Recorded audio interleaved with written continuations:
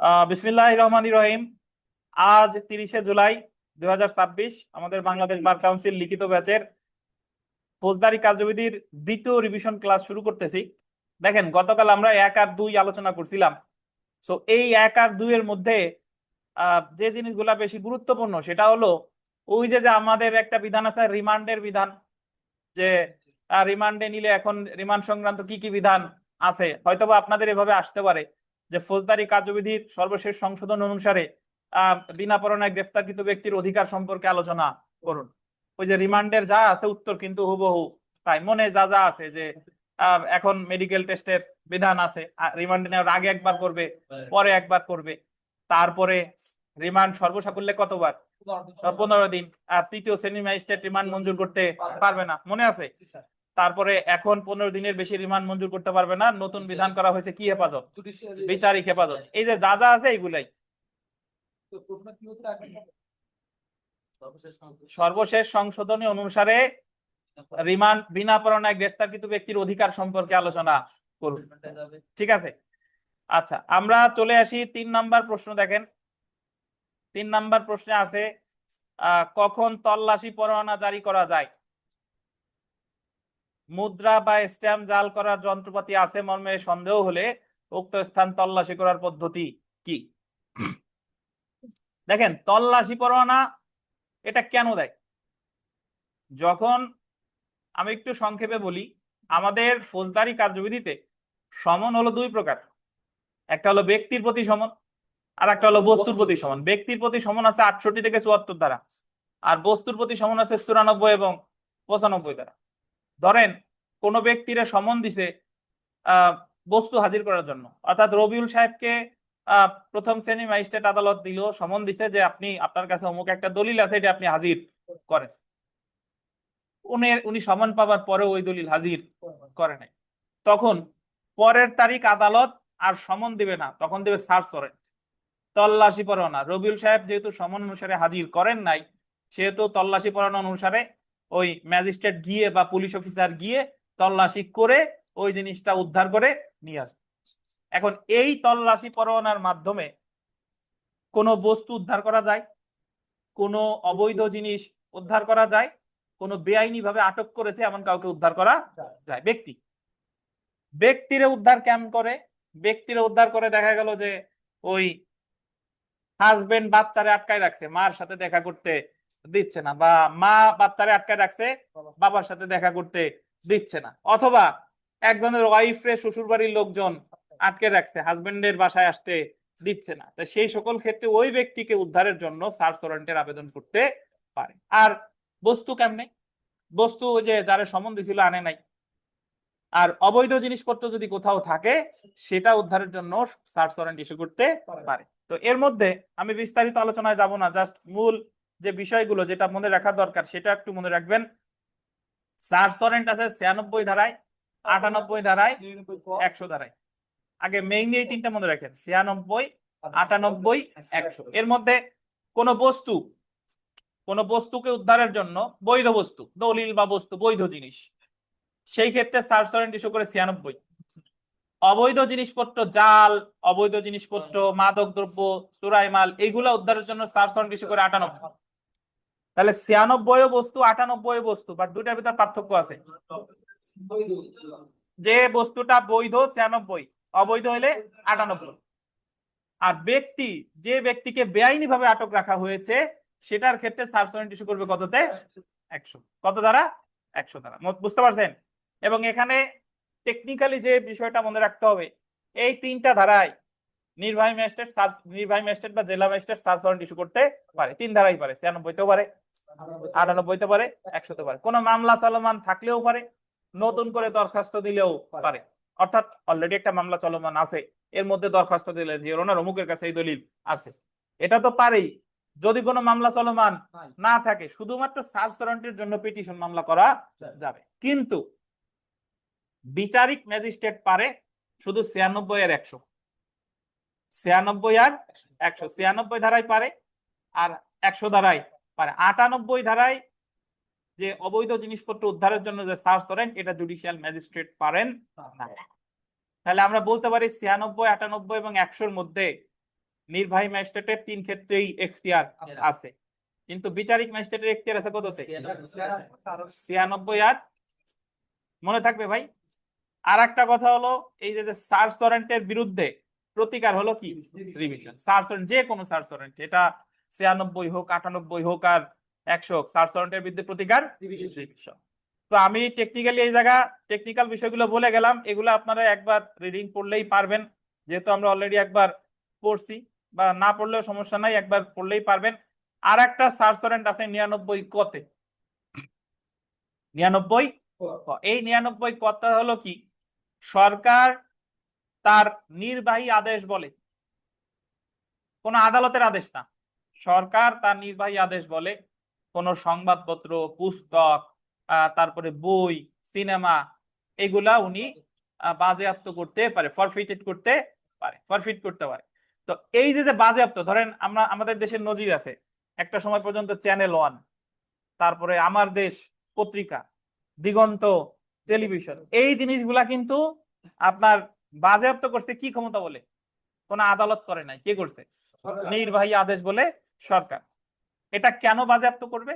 যদি অশ্লীল, উৎসাহজনক কোনো কিছু তারা প্রকাশ করে, মানহানিকর। কার কার বিরুদ্ধে? প্রধানমন্ত্রী, স্পিকার, প্রেসিডেন্ট, প্রধান বিচারপতি। প্রিলিতে এই জিনিসটা আমরা ভালোভাবে জানছিলাম, লিখিততে 2-4 কথা এদিক সেদিক হলে সমস্যা নাই। এছাড়া রাষ্ট্রদ্রোহিতামূলক বিষয়, অশ্লীল কোনো বিষয় যদি কেউ প্রকাশ করে, সেক্ষেত্রেও 99 কতে বাজেয়াপ্ত করতে পারে। কে পারে? সরকার। এখন যদি 99 কতে বাজেয়াপ্ত করে, আমি একটু বলে দিই, তাহলে যে চ্যানেলের মালিক বা যার বই বাজেয়াপ্ত হলো, তার প্রতিকার কি? না, রিভিশন। তার প্রতিকার হলো 99 কতে হাইকোর্ট বিভাগে আবেদন করা 2 মাসের মধ্যে। এটা লিখিততে নাই, কিন্তু আমি একটু মনে করাই দিচ্ছি যে যদি কোনো সংবাদপত্র, পুস্তক 99 কতে বাজেয়াপ্ত করে, তাহলে সংক্ষুব্ধ ব্যক্তির প্রতিকার হলো 99 খতে কোথায় আবেদন করা? হাইকোর্টে। এটা কিন্তু আপিলও না, রিভিশনও না, বা রিভিউ না, এটা কিন্তু ওই 99 কর যে বাজেয়াপ্ত আদেশ, এটা বাতিলের জন্য আবেদন করা। বুঝতে পারছেন?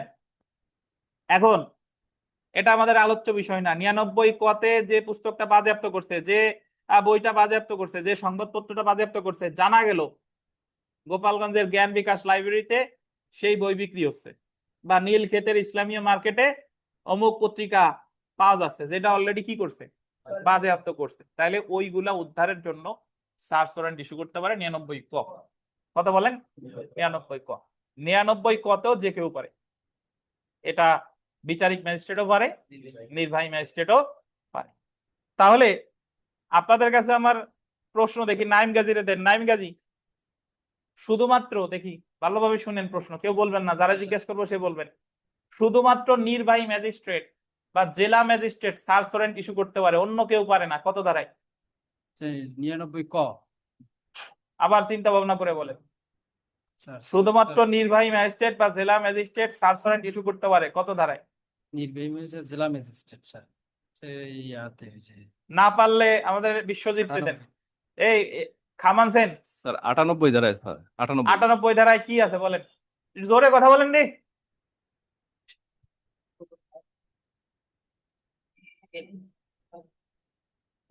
স্যার 98 ধারায় যে কোনো অবৈধ বস্তু আর কি, দলিল বা বস্তু, এটা সার্চ ওয়ারেন্ট করতে পারে 98 ধারায়। এই ধন্যবাদ। দেখি ইয়ারা দেন, আমাদের শওকত আলম সাহেব দেন।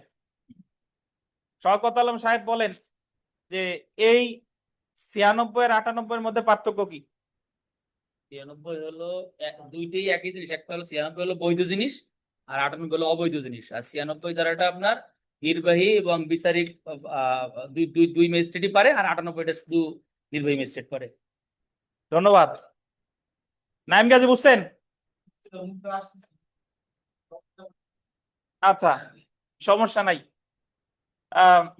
তো আমরা 96, 98, 99 কর 100 ধারা আশা করি বুঝতে পারছেন। এখন কথা হলো, মুদ্রা বা স্ট্যাম্প জাল করার যন্ত্রপাতি আছে এমন স্থান তল্লাশি করার পদ্ধতি কি আছে? দেখেন, সাধারণত এগুলা তল্লাশি করে এমন কোন ব্যক্তি যিনি পুলিশের কনস্টেবল পদমর্যাদার উপরে, কনস্টেবল পদমর্যাদার উপরে, এবং উনি তল্লাশি করতে গিয়ে ওই জায়গার যে গণ্যমান্য ব্যক্তি আছে তাদের উপস্থিতিতেই তল্লাশিটা করবে, করার পরে জায়গায় স্থানীয় সাক্ষীদের স্বাক্ষর থাকবে, এবং এই যে বিধিবিধান এটা অনুসরণ করা বাধ্যতামূলক। সো আরিফ সাহেব, আপনি এই জায়গায় 8 নাম্বার পেজে একেবারে এই যে মাঝে যে মুদ্রা বা স্টাম্প জাল করার যন্ত্রপাতি আছে মর্মে স্থানে তল্লাশি করার পদ্ধতি, এটা একটু পড়েন। স্যার আগেই বার করে রাখছে স্যার। হুম 18 মুদ্রা বা সেকেন্ড। স্টাম্প জাল করার যন্ত্রপাতি আছে এমন স্থানে তল্লাশি করার পদ্ধতি: কোন স্থানে চোরাই মাল, জাল দলিল, মুদ্রা, টিকিট বা স্টাম্প জাল করার যন্ত্রপাতি,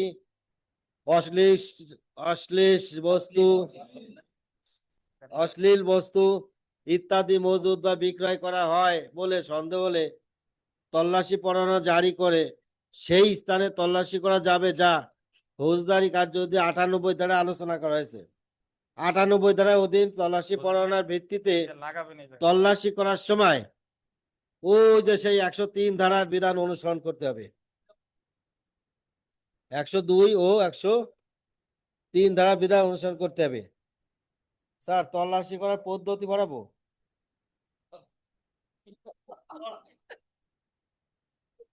পড়বো স্যার? হ্যাঁ পড়েন, তল্লাশি করার পদ্ধতি পড়ান। তল্লাশি করার পদ্ধতি হ্যাঁ ধারা 98 অনুসারে তল্লাশি পরোয়ানায় জেলা ম্যাজিস্ট্রেট বা বিশেষ ক্ষমতাপ্রাপ্ত নির্বাহী ম্যাজিস্ট্রেট কনস্টেবল পদের উপরে কোনো পুলিশকে উক্ত স্থান তল্লাশি করার ও ওই ধরনের যন্ত্রপাতি দখলে নেওয়ার নির্দেশ দেবেন। যে ধারা 102 অনুসারে তল্লাশির স্থান বন্ধ থাকলে দায়িত্বপ্রাপ্ত ব্যক্তি পরোয়ানা দেখালে সেখানে বসবাসকারী দায়িত্বপ্রাপ্ত ব্যক্তিকে প্রবেশের সুযোগ দেবে। যে যদি উক্ত স্থানে প্রবেশ করা না যায় হ্যাঁ তাহলে দায়িত্বপ্রাপ্ত ব্যক্তি ফৌজদারি কার্যবিধির 48 ধারার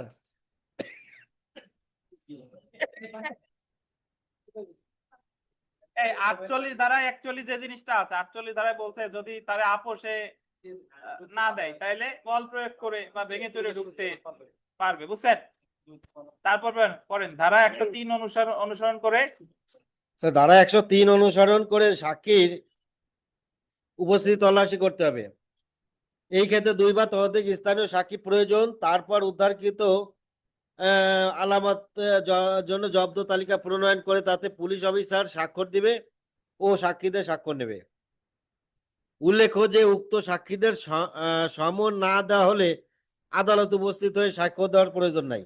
জি তল্লাশিত জব্দকরণ সংক্রান্ত প্রক্রিয়াতে ফৌজদারি কার্যবিধি 103 ধারার বিধান মানা বাধ্যতামূলক। এখন আমার তো সময় কম, আমি তো এই জায়গা যা যা আছে এগুলো তো লাইন বাই লাইন আপনার দরকার নাই। আপনি তো জেনে গেলেন যে তল্লাশি পরোয়ানা কে পরিচালনা করবে এবং তারে যাই দেখাবে, যদি দেখানোর পর ঢুকতে না দেয় তাহলে 48 ধারার বিধান অনুসারে বল প্রয়োগ করতে পারবে, এবং ওটা পরিচালনা করবে কার উপস্থিতিতে? 2 বা ততোধিক গণ্যমান্য ব্যক্তির উপস্থিতিতে, এবং সেখানে তাদের কি থাকবে? স্বাক্ষর থাকবে, বুঝতে পারছেন? এবং এই যে বিধিবিধান আছে এগুলা মান্য করা কি বাধ্যতামূলক। তো পাশের জন্য কিন্তু আপনার 10-12টা লুজ নেওয়ার দরকার নাই, নিলে ভালো, সমস্যা নাই, কিন্তু আপনি আমার যে মূল যে কথা এইটুকু যদি আমি ওই জায়গা তুলে দিতে পারি তাহলেই আল্লাহর রহমতে কি হয়ে যাবে, বুঝতে পারছেন? আর আরেকটা জিনিস এখানে মনে করবেন না যে বোধহয় অনেক পেজ লিখলে বোধহয় বেশি মার্ক আর কম লিখলে বোধহয় কম মার্ক। এই জায়গা দেখতে হবে আপনার কোয়ান্টিটির চেয়ে কোয়ালিটি বেশি গুরুত্বপূর্ণ। আপনি লিখছেন অনেক কিন্তু হাবিজাবি, ওই জায়গা কোনো ধারা নাই, কোনো গুরুত্বপূর্ণ কথা নাই, তাহলে কিন্তু আপনি পাবেন না, ঠিক আছে? কি কন্ডিশন বলেন? তার থেকে তথ্য পাইছে যে গাঁজা, দেখেন আমার জায়গায় গাঁজা আছে, পুলিশ সেই জায়গায় গেছে, যাওয়ার পরে দেখা যাচ্ছে কি যে গাঁজা ধরছে, 2জন দেখা গেলো পলায় দৌড়ে চলে গেছে, আর একজন ওই জায়গায় রয়ে গেছে।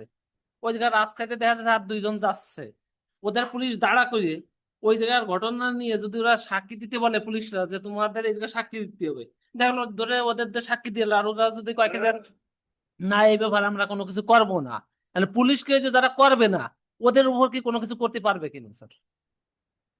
এটা একই ধরনের প্রশ্ন স্যার। পুলিশ আমরা প্রিলিতে জানছি যে জনসাধারণ বা ম্যাজিস্ট্রেটকে সাহায্য করতে সাধারণ ব্যক্তি কি বাধ্য, পুলিশ যদি বলে যে তোমরা এই জায়গায় সাক্ষী হও, ম্যাজিস্ট্রেট যদি বলে যে তোমরা এই জায়গায় সাক্ষী হও, তাহলে সাক্ষী হইতে কি বাধ্য। যদি সাক্ষী না হয়, সে বরং ফৌজদারি কার্যবিধির ওই বিধান লঙ্ঘন করে দণ্ডবিধি সংশ্লিষ্ট ধারায় দণ্ডিত হবে। ঠিক আছে, প্রশ্নের উত্তর পাইছেন? আচ্ছা, এবং এই বিধান আছে ফৌজদারি কার্যবিধির 42 ধারায়। ফৌজদারি কার্যবিধির 42 ধারায় বলছে যে ম্যাজিস্ট্রেট বা পুলিশ যদি কাউরের কাছে সাহায্য চায়, জনসাধারণ তারে সাহায্য করতে বাধ্য। আচ্ছা, আমরা একটু মুসাবেদা শিখবো। দেখেন, ফৌজদারি কার্যবিধির 98 ধারার পিটিশন মামলার দরখাস্ত। এই যে আমরা 96, 98, 100 এগুলার ক্ষেত্রে আমরা আবেদন করতে পারি। এই মামলাগুলোরে এটারে জিআর মামলাও বলে না, নন জিআরও বলে না, সিআরও বলে না, এগুলার কি বলে? পিটিশন মামলা। তো পিটিশন মামলা কিভাবে লিখবো? 98 ধারা পিটিশন মামলা দরখাস্ত, তার মানে এটা কার কাছে? নির্বাহী ম্যাজিস্ট্রেট বা বিজ্ঞ নির্বাহী ম্যাজিস্ট্রেট না লিখে আপনি এখানে জেলা ম্যাজিস্ট্রেটও লিখতে পারেন। পিটিশন মামলা নাম্বার এত 2012, সাল আপনার ইচ্ছা মতো লিখবেন, বাট এই জায়গায় ডট ডটই লিখতে হবে, বলে রাখি, কারণ নতুন মামলা। এটা কোর্টের কত নাম্বার মামলা তা তো আর আমি জানি না, ওই সিরিয়ালটা বসাবে কি কোর্টের যে স্টাফ আছে তারা। আচ্ছা, তারপরে দেখেন, এই মনোযোগ দেন, এবং এই লেখাটা কিন্তু গুরুত্বপূর্ণ।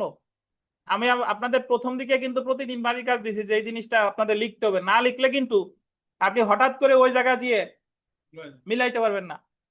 মোশারেফ মোল্লা পিতা আলাউদ্দিন মোল্লা সাং, এই সাং মানে হলো ঠিকানা, ডট ডট প্রথম পক্ষ, কি লিখবেন? প্রথম পক্ষ। বনাম সুফিয়া বেগম। এখন অনেকে বলতে পারেন স্যার উপরে মোশারেফ মোল্লা তো বয়স দেন না, ইনার আবার বয়স দিচ্ছেন। আপনার সময় থাকলে দিবেন, কোনো সমস্যা নাই। ডট ডট ইনরা কি?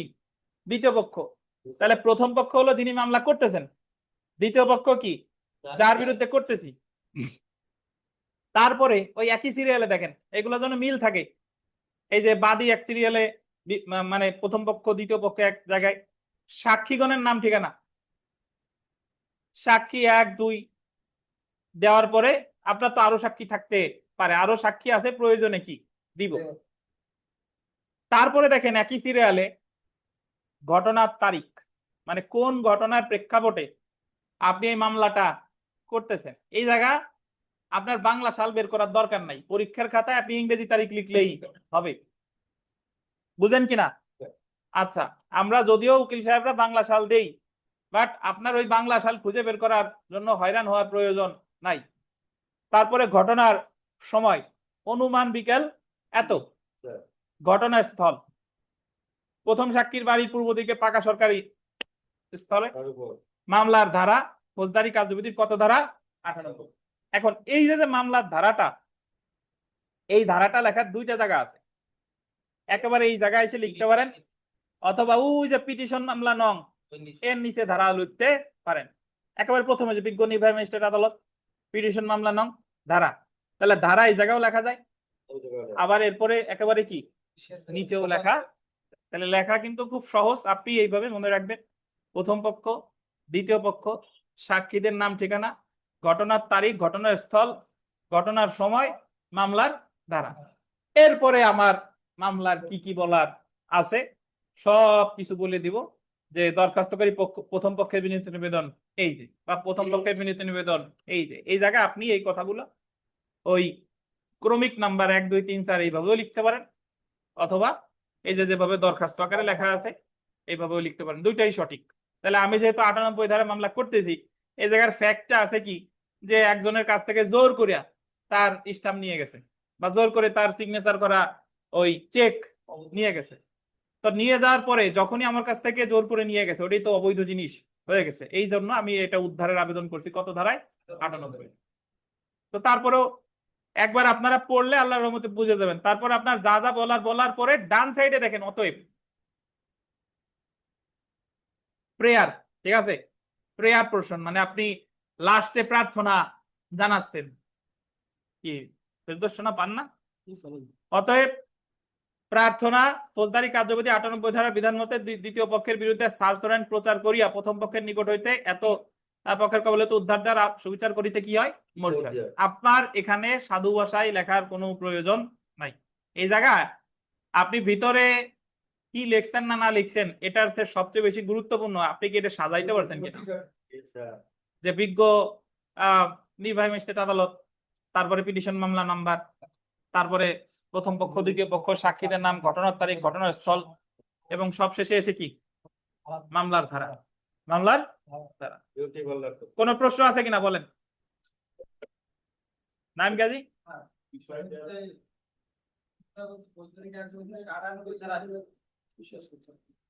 পিটিশন মামলা দরখাস্ত লিখতে বলছে আর এখানে লাস্টের একটা মুছাবিদা লেখছে 100 ধারা পিটিশন মামলা দরখাস্ত, কিন্তু এখানে স্যার বিষয় দেওয়া নাই, লাস্টেরটা সেকেন্ডটা বিষয় দেওয়া আছে। এই বিষয়টা বিষয়ের পর্যন্ত আমরা এখন আসি নাই, ওই জায়গায় আসি তারপর প্রশ্ন করেন। আর বিষয় ওই যে মামলার ধারা, মামলার ধারা লিখে দিলেও হয়, বিষয় দিলেও হয়। জি স্যার।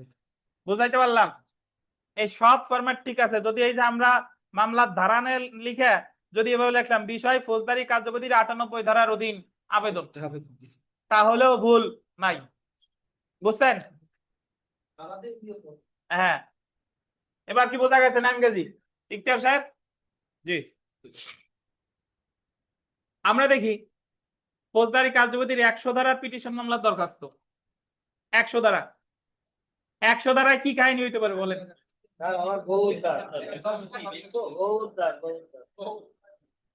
একজনকে বেআইনি ভাবে আটক রাখছে, তো ওই একই রকম পিটিশন মামলার নাম্বার কি দিবেন? নাম্বার কে দিবে? আদালত। 1 বনাম 2 দ্বিতীয় পক্ষ। তবে এই জায়গায় 100 ধারার দরখাস্তে একটা নতুন জিনিস আছে, দেখেন ভিকটিম।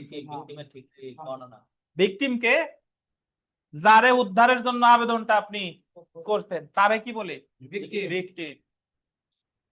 তারপরে আগের মতোই সাক্ষীগণের নাম, ঠিকানা, ঘটনার তারিখ, ঘটনার সময়, মামলার ধারা, এবং মামলার বিষয়ে এই জায়গা ভেতরে যা লেখা আছে যে হাজবেন্ড ওয়াইফ একসাথে সংসার করতেছে, হঠাৎ করে তাদের মধ্যে একটু ঝগড়াঝাটি হয়েছে, এর মধ্যে সে বাপের বাড়ি গেছে, তার বাবা অসুস্থ, বাপের বাড়ি গেলে বাপের বাড়ির লোকজন তারে আর স্বামীর কাছে আসতে দেয়, সুপরামর্শ দেয়, বারবার গেলেও তারে আসতে দেয় না, এই কারণে তারে উদ্ধারের জন্য 100 ধারার আবেদন করছে। বুঝছেন? কিন্তু আর একজনের বউ উদ্ধার করার জন্য যেন আবার 100 ধারার পিটিশন মামলা করেন না। আচ্ছা, অতএব বুঝতে পারছেন? তাহলে লেখার যে প্যাটার্ন এটা কিন্তু একই। আচ্ছা, এখন আমরা দেখব আপত্তি, লিখিত আপত্তি। এই শুনেন, একটু টেকনিক্যাল বিষয় বলি, সেটা হলো আমাদের যে ফৌজদারি মামলার ক্ষেত্রে যে এফআইআর তো সংবাদদাতা করে, এফআইআর এর এগেইনস্টে আসামিদের কিন্তু লিখিত কোনো ডকুমেন্ট সাবমিট করা লাগে না। নালিশি মামলা করে 200 ধারায়, আমলে নাই 190-তে, এবং বাদীর যাবতীয় যে অভিযোগ আছে সব কিছু লেখা থাকে কোথায়? ওই নালিশি মামলার অভিযোগে, কমপ্লেইন্টে। নালিশি মামলার প্রেক্ষিতে আসামিদের এসে কিন্তু কোনো লিখিত কোনো কিছু দেওয়া লাগে না। আমি আপনাদের হয়তো অনেকে জানেন, অনেকে জানেন না, বা কনফিউশন আছে, কোর্টে যান বা না যান আমি বলে দিচ্ছি। সিআর মামলার এগেইনস্টে প্রতিপক্ষ আইসা কোনো লিখিত আপত্তি দেয় না, জিআর বা নন জিআর এর এগেইনস্টে প্রতিপক্ষ আইসা কোনো লিখিত আপত্তি দেয় না। কিন্তু এই যে পিটিশন মামলা 107 ধারা থেকে 10 ধারা, যে শান্তিরক্ষা সদাচরণ মুসলেখা 144, 145, তারপরে যে সার্চ ওয়ারেন্টের মামলা, এই জায়গায় প্রথম পক্ষ যে আবেদন করবে অপর পক্ষ এসে দেয় কি? লিখিত আপত্তি। লিখিত আপত্তি। সো এটা অনেকটা দেওয়ানি মামলার মতো। দেওয়ানি মামলায় আরজি দেয়, আরজি প্রেক্ষিতে দেয় কি? Written statement. সো জবাব লেখা খুব সহজ, মূল মামলার ওই পিটিশন মামলার চেয়ে জবাব লেখা সহজ। এই যে কিভাবে সহজ দেখেন, বিজ্ঞ নির্বাহী ম্যাজিস্ট্রেট আদালত মানিকগঞ্জ, পিটিশন মামলা নাম্বার অমুক, এই জায়গা মামলা কিন্তু কি দিবে? নাম্বার দিবে। যদিও জায়গা নাম্বার আমি দেই নাই, বাট অ্যাকচুয়ালি জায়গা নাম্বার হবে, কারণ অলরেডি তো মামলা হয়ে গেছে। আচ্ছা আচ্ছা, নিজাম মোল্লা প্রথম পক্ষ বনাম সাইজউদ্দিন দ্বিতীয় পক্ষ, ধারা ফৌজদারি কার্যবিধির কত ধারা? 100 ধারা।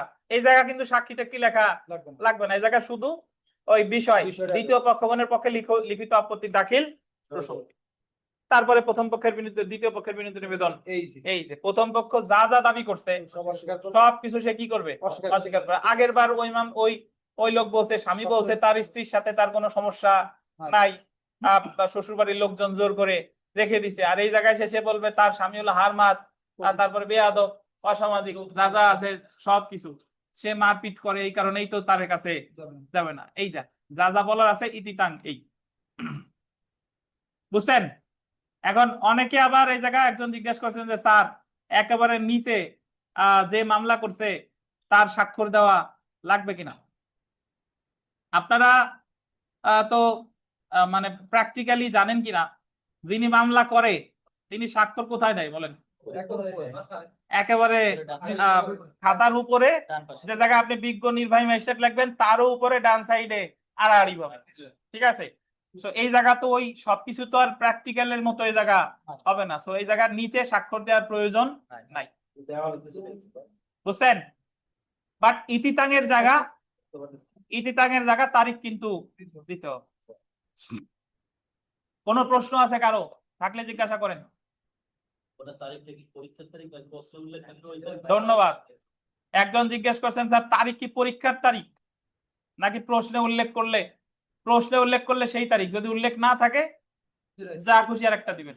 তবে আমি এই জায়গায় একটা কথা বলি, আমি আপনাদের সাজেস্ট করি পরীক্ষার কোনো হলে কোনো খাতায় কোনো মোবাইল নাম্বার লিখতে যাবেন না, আর নামগুলো ক খ গ ঘ এগুলো দিয়ে দিয়েন, কোনো মানে সুনির্দিষ্ট নাম উল্লেখ করার দরকার নাই। হ্যাঁ, ক খ গ ঘ অক্ষরের কি কমতি আছে? আলিফ বা তাসা দিয়েন, বুঝছেন? হ্যাঁ, একজন লিখছেন স্যার 98 ধারার মামলায় কি জবাব হবে? অবশ্যই জবাব হবে, যদি ওই যে ওই লোক অভিযোগ করছে যে আমার 3টা স্ট্যাম্প নিয়ে গেছে উনি জোর করে, আর উনি এসে বলবে যে আমি জোর করে নেই নাই, তার কাছে আমি টাকা পাই সেই মর্মেই আমার কাছে এই জিনিস আছে। সেখানে স্ট্যাম্প দিয়ে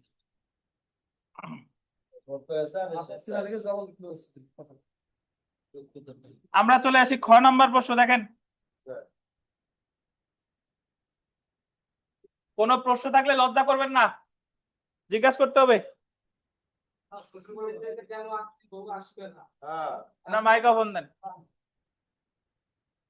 আর ওই যে শ্বশুর বাড়ির কাছে বউ আসতে দিচ্ছে না, আসবে না, কারণ ওই লোক যদি কোর্টে এসে যে দরখাস্ত বা মামলা করলো, করা পরবর্তীতে ওই মহিলা কি মনে করে এর নামে কি যৌতুকের কোনো মামলা দেবে কিনা স্যার?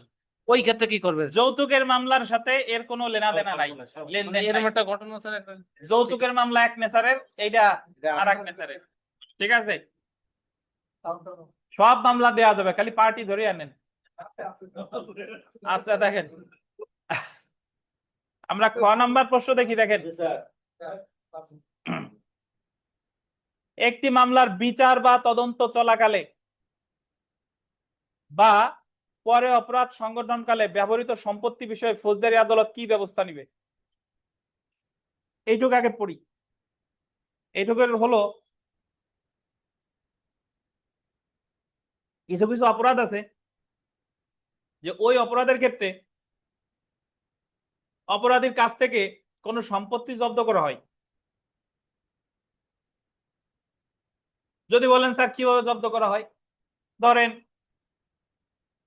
চোরের কাছ থেকে মোবাইল জব্দ করছে বা চোরের কাছ থেকে মোটরসাইকেল জব্দ করছে। এখন চোর তোর কারাগারে আছে, আর মোটরসাইকেল তো পুলিশের হেফাজতে জব্দ তালিকা করে আছে। তাহলে মোটরসাইকেলের মালিক তো আর চোর না, মোটরসাইকেলের তো আর একজন মালিক আছে। এখন সে এটা জিম্মায় নেওয়ার জন্য বা উদ্ধারের জন্য কি করণীয়, এটা হলো প্রশ্ন জানতে চাইছে। তো এখানে দুই প্রকারের উত্তর। একটা হলো যদি মামলা চলমান থাকে, অনুসন্ধান বা বিচার চলমান আছে, তাহলে সেই ক্ষেত্রে আমাকে জিম্মায় নেওয়ার আবেদন করতে হবে 516 ক। অর্থাৎ চোরের বিরুদ্ধে মামলা চলমান আছে, এখন যার মোটরসাইকেল সে যদি সেটা উদ্ধার করতে চায়, যে কাগজ টাগজ মোটামুটি দেখছে এবং সে দেখাচ্ছে যে এই যে আমার চেসিস নাম্বারে আমি এত তারিখে সাকিব এন্টারপ্রাইজ থেকে কিনছি, যা যা প্রমাণ স্বরূপ এই সব কিছু দেখাইছে, তাহলে সে দরখাস্তটা দিবে 516 কতে। আর যদি ওই মামলার বিচার শেষ, সাজা দিয়ে দিছে বা খালাস দিয়ে দিছে, যাই দেখ না কেন, সেই ক্ষেত্রে জিম্মায় নেওয়ার আবেদন করবে কততে? 517। বাট বাস্তবে প্র্যাকটিক্যালি উকিল সাহেবরা কিন্তু ওই জায়গায় কোনো ধারা উল্লেখ করে না। ওই জায়গা জাস্ট লেখে যে জিম্মায় নেওয়ার আবেদন, ওই জায়গায় কোনো ধারা টারা লেখার প্রয়োজন নাই, কিন্তু আপনার পরীক্ষার সময় কিন্তু লেখে যে ধারা উল্লেখে মুসাবিদা করুন, সংশ্লিষ্ট ধারা উল্লেখে। তাহলে যদি তদন্ত মানে অনুসন্ধান বা বিচার চলমান থাকে, এই মুহূর্তে এটা উদ্ধারের আবেদন করব 516 কত ক। আর অনুসন্ধান বা বিচার শেষ হয়ে গেছে, সেই ক্ষেত্রে আবেদন করব কত 517। একবার পড়লেই পেরে যাবেন ইনশাল্লাহ, সমস্যা নাই। আমরা এখানে একটা পয়েন্ট আছে দেখেন, আসামির থেকে পাওয়া অর্থ নিরপরাধকে তাকে প্রদান। আসামি থেকে পাইছেন আরিফ সাহেব? আসামি থেকে পাওয়া অর্থ নিরপরাধকে তাকে প্রদান। আরিফ সাহেব জোরে পড়েন। যা আসামির থেকে পাওয়া অর্থ অপরাধ ক্রেতাকে প্রদান, অপরাধ নিরপরাধ। ও সরি নিরপরাধ, ফৌজদারি কার্যবিধি 519 ধারা অনুসারে চুরি বা আন্ডারলাইন করেন, চুরি বা চোরাই মাল। চোরাই মাল সংক্রান্ত অপরাধে দণ্ডিত ব্যক্তি হতে না জেনে ক্রয় করলে আদালত উক্ত সম্পত্তি মূল মালিককে ফেরত দেবে, হুম। এবং যে ব্যক্তি না জেনে তা ক্রয় করেছে সে আবেদন করলে আদালত দণ্ডিত ব্যক্তি থেকে সম্পত্তির মূল্য ক্রেতাকে প্রদান করার নির্দেশ দেবে।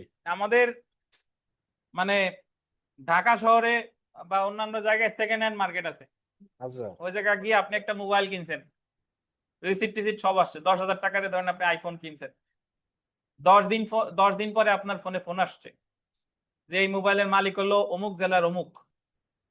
উনি যে যার কাছে ফোন আসছে সে বলতেছে যে আমি তো এই ফোন তো অমুক জায়গা থেকে কিনছি, আমার রিসিটও আছে। পুলিশ বলছে যে বাঁচতে চাইলে ফোন তাড়াতাড়ি দিয়ে যাও। তো দিয়ে আর বাঁচার জন্য পুলিশে আরো 10,000 দিয়ে আসছে। তাহলে ওই জায়গায় গেল 10,000 আর কিনছিল 10,000 দিয়ে। যার মোবাইল সে ফেরত পাইছে, চোর যে সে তো কারাগারে আছে, কিন্তু নিরপরাধ ক্রেতা তার তো 20,000 চলে গেল, তার কি হবে?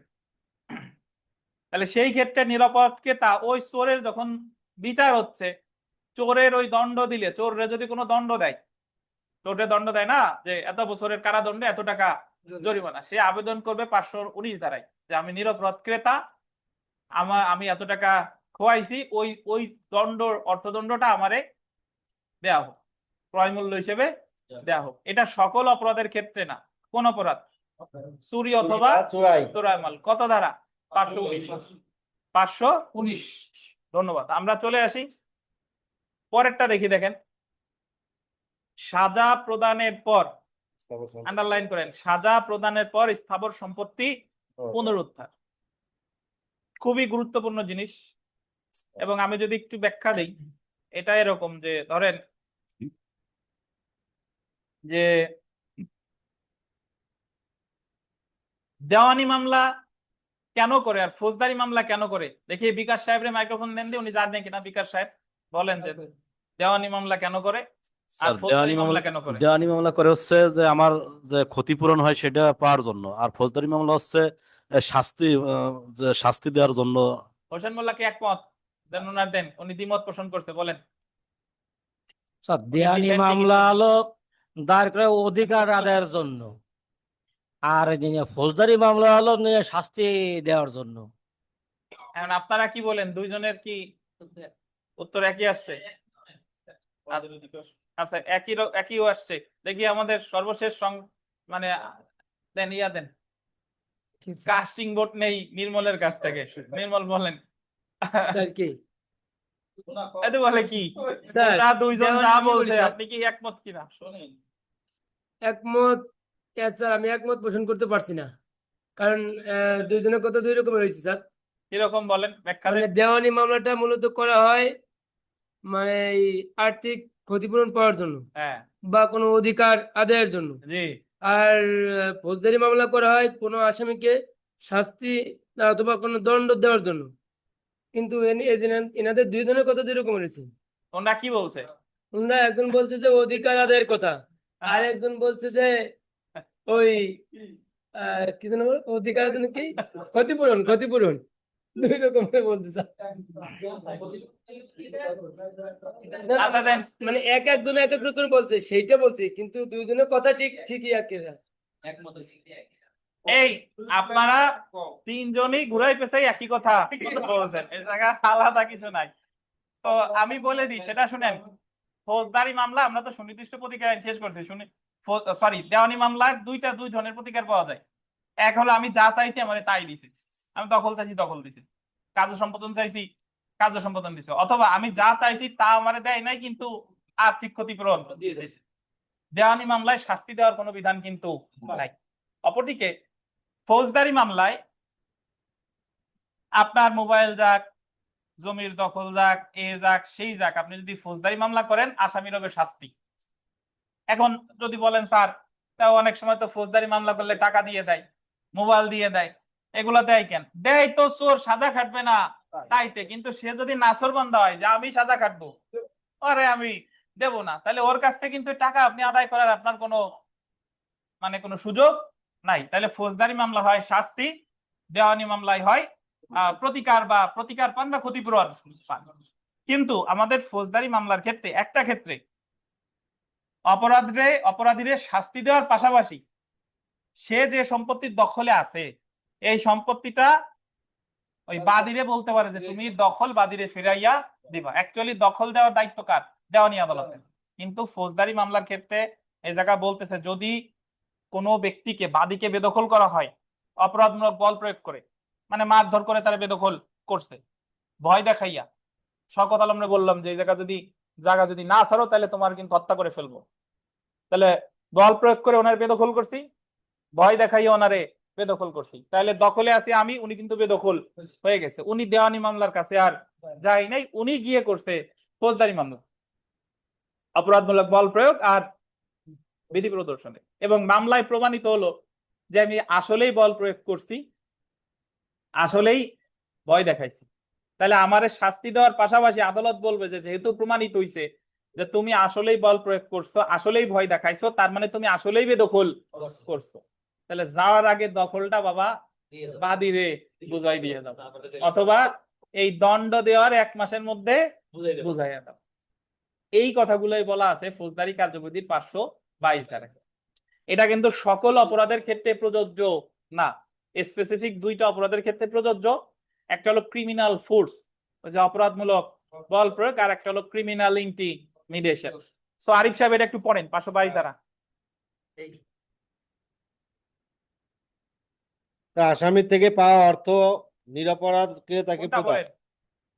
সাজা প্রদানের পর এটা পড়েন। সাজা প্রদানের পর স্থাবর সম্পত্তি পুনরুদ্ধার। হ্যাঁ তার ফৌজদারি কার্যবিধি ধারা 522 অনুযায়ী হ্যাঁ কোনো ব্যক্তি অপরাধমূলক বল প্রয়োগ বা শক্তি প্রদর্শন বা অপরাধমূলক ভীতি প্রদর্শন অপরাধে দণ্ডিত হলে এবং আদালতে দণ্ড প্রদানের সময় যদি দেখে যে উক্ত ব্যক্তির এইরূপ অপরাধের ফলে কোনো ব্যক্তি তার স্থাবর সম্পত্তি থেকে বেদখল হয়েছে, তখন আদালত উপযুক্ত মনে করলে দণ্ড প্রদানের সময় আন্ডারলাইন করেন, দণ্ডদানের সময় দণ্ডদানের সময় বা পরবর্তী 1 মাসের মধ্যে বেদখল হওয়া ব্যক্তিকে দখল ফেরত দেওয়ার আদেশ দিতে পারে। হ্যাঁ ধারা 522-এর মূল কথা হলো অপরাধমূলক বল প্রয়োগ বা শক্তি প্রদর্শন বা অপরাধমূলক ভীতি প্রদর্শনের মাধ্যমে কাউকে স্থাবর সম্পত্তি থেকে বেদখল করা হলে আদালত অভিযুক্তকে দণ্ডদানের পাশাপাশি বেদখল হওয়া ব্যক্তিকে তার স্থাবর সম্পত্তি দখল ফিরিয়ে দিতে পারে।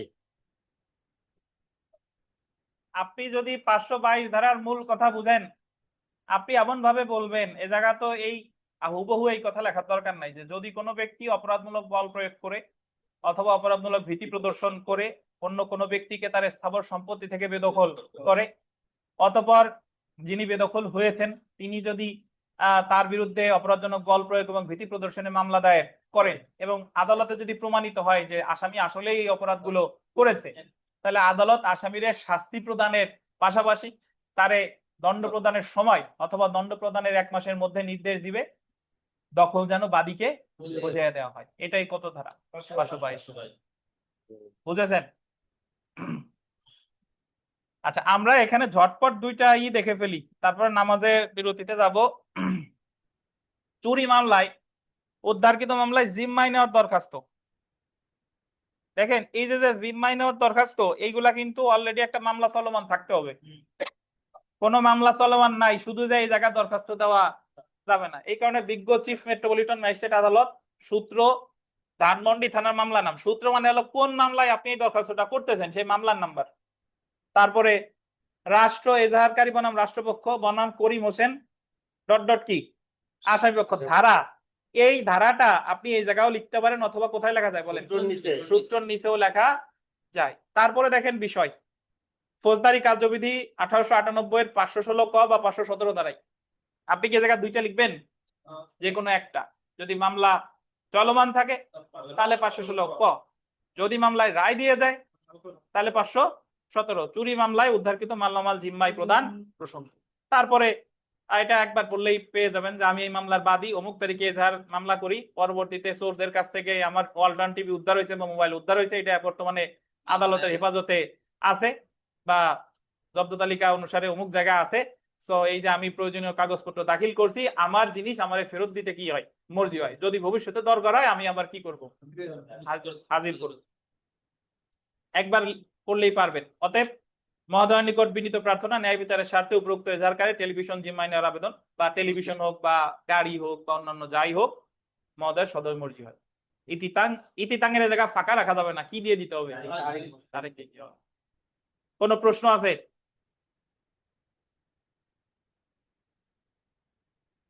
হোসেন মোল্লা ভাই, কোনো প্রশ্ন আছে?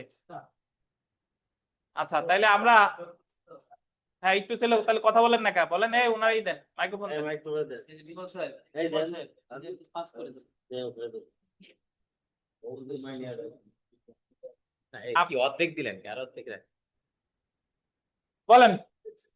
স্যার এই যে জিম্মায় নেওয়ার ব্যাপারে এই যে বিষয়ে যে লিখছে ফৌজদারি কার্যবিধি 1898 এর 516/517 ধারা, এটা এখানে যদি এই ধারাটা উল্লেখ না করি, সরাসরি যদি দেওয়া হয় যে জিম্বাই চুরির মালামাল উদ্ধারকৃত জিম্বাই নেওয়ার জন্য, মানে কোর্ট যেভাবে আমরা মানে দিয়ে থাকি সরাসরি, এতে কি কোনো সমস্যা আছে কিনা? সমস্যা ওই যে হালকা কম মার্ক পাবেন, তার অনেক সময় দেখা গেল মনে থাকলো না, কিন্তু এই ধারার জন্য মনে তো না ফেলে থাকলে আসা যাবে না। কিছু করেন নাই, আমার তো মনে নাই। এখন কি আপনারে মার্ক তো পাবেন, বাট ধারা দিলে যেভাবে উত্তরটা স্বয়ং সম্পূর্ণ হতো, এই জায়গায় সেভাবে স্বয়ং সম্পূর্ণ হবে না। হচ্ছে না। আচ্ছা স্যার, এটুকু প্রশ্ন ছিল স্যার। সে যে মামলায় ধরুক, তার বিরুদ্ধে মামলা তো একটা চলমান আছে। হ্যাঁ। তো শুনেন, আমাদের নামাজের বিরতি, নামাজ শেষে আবার শুরু করবো ইনশাআল্লাহ।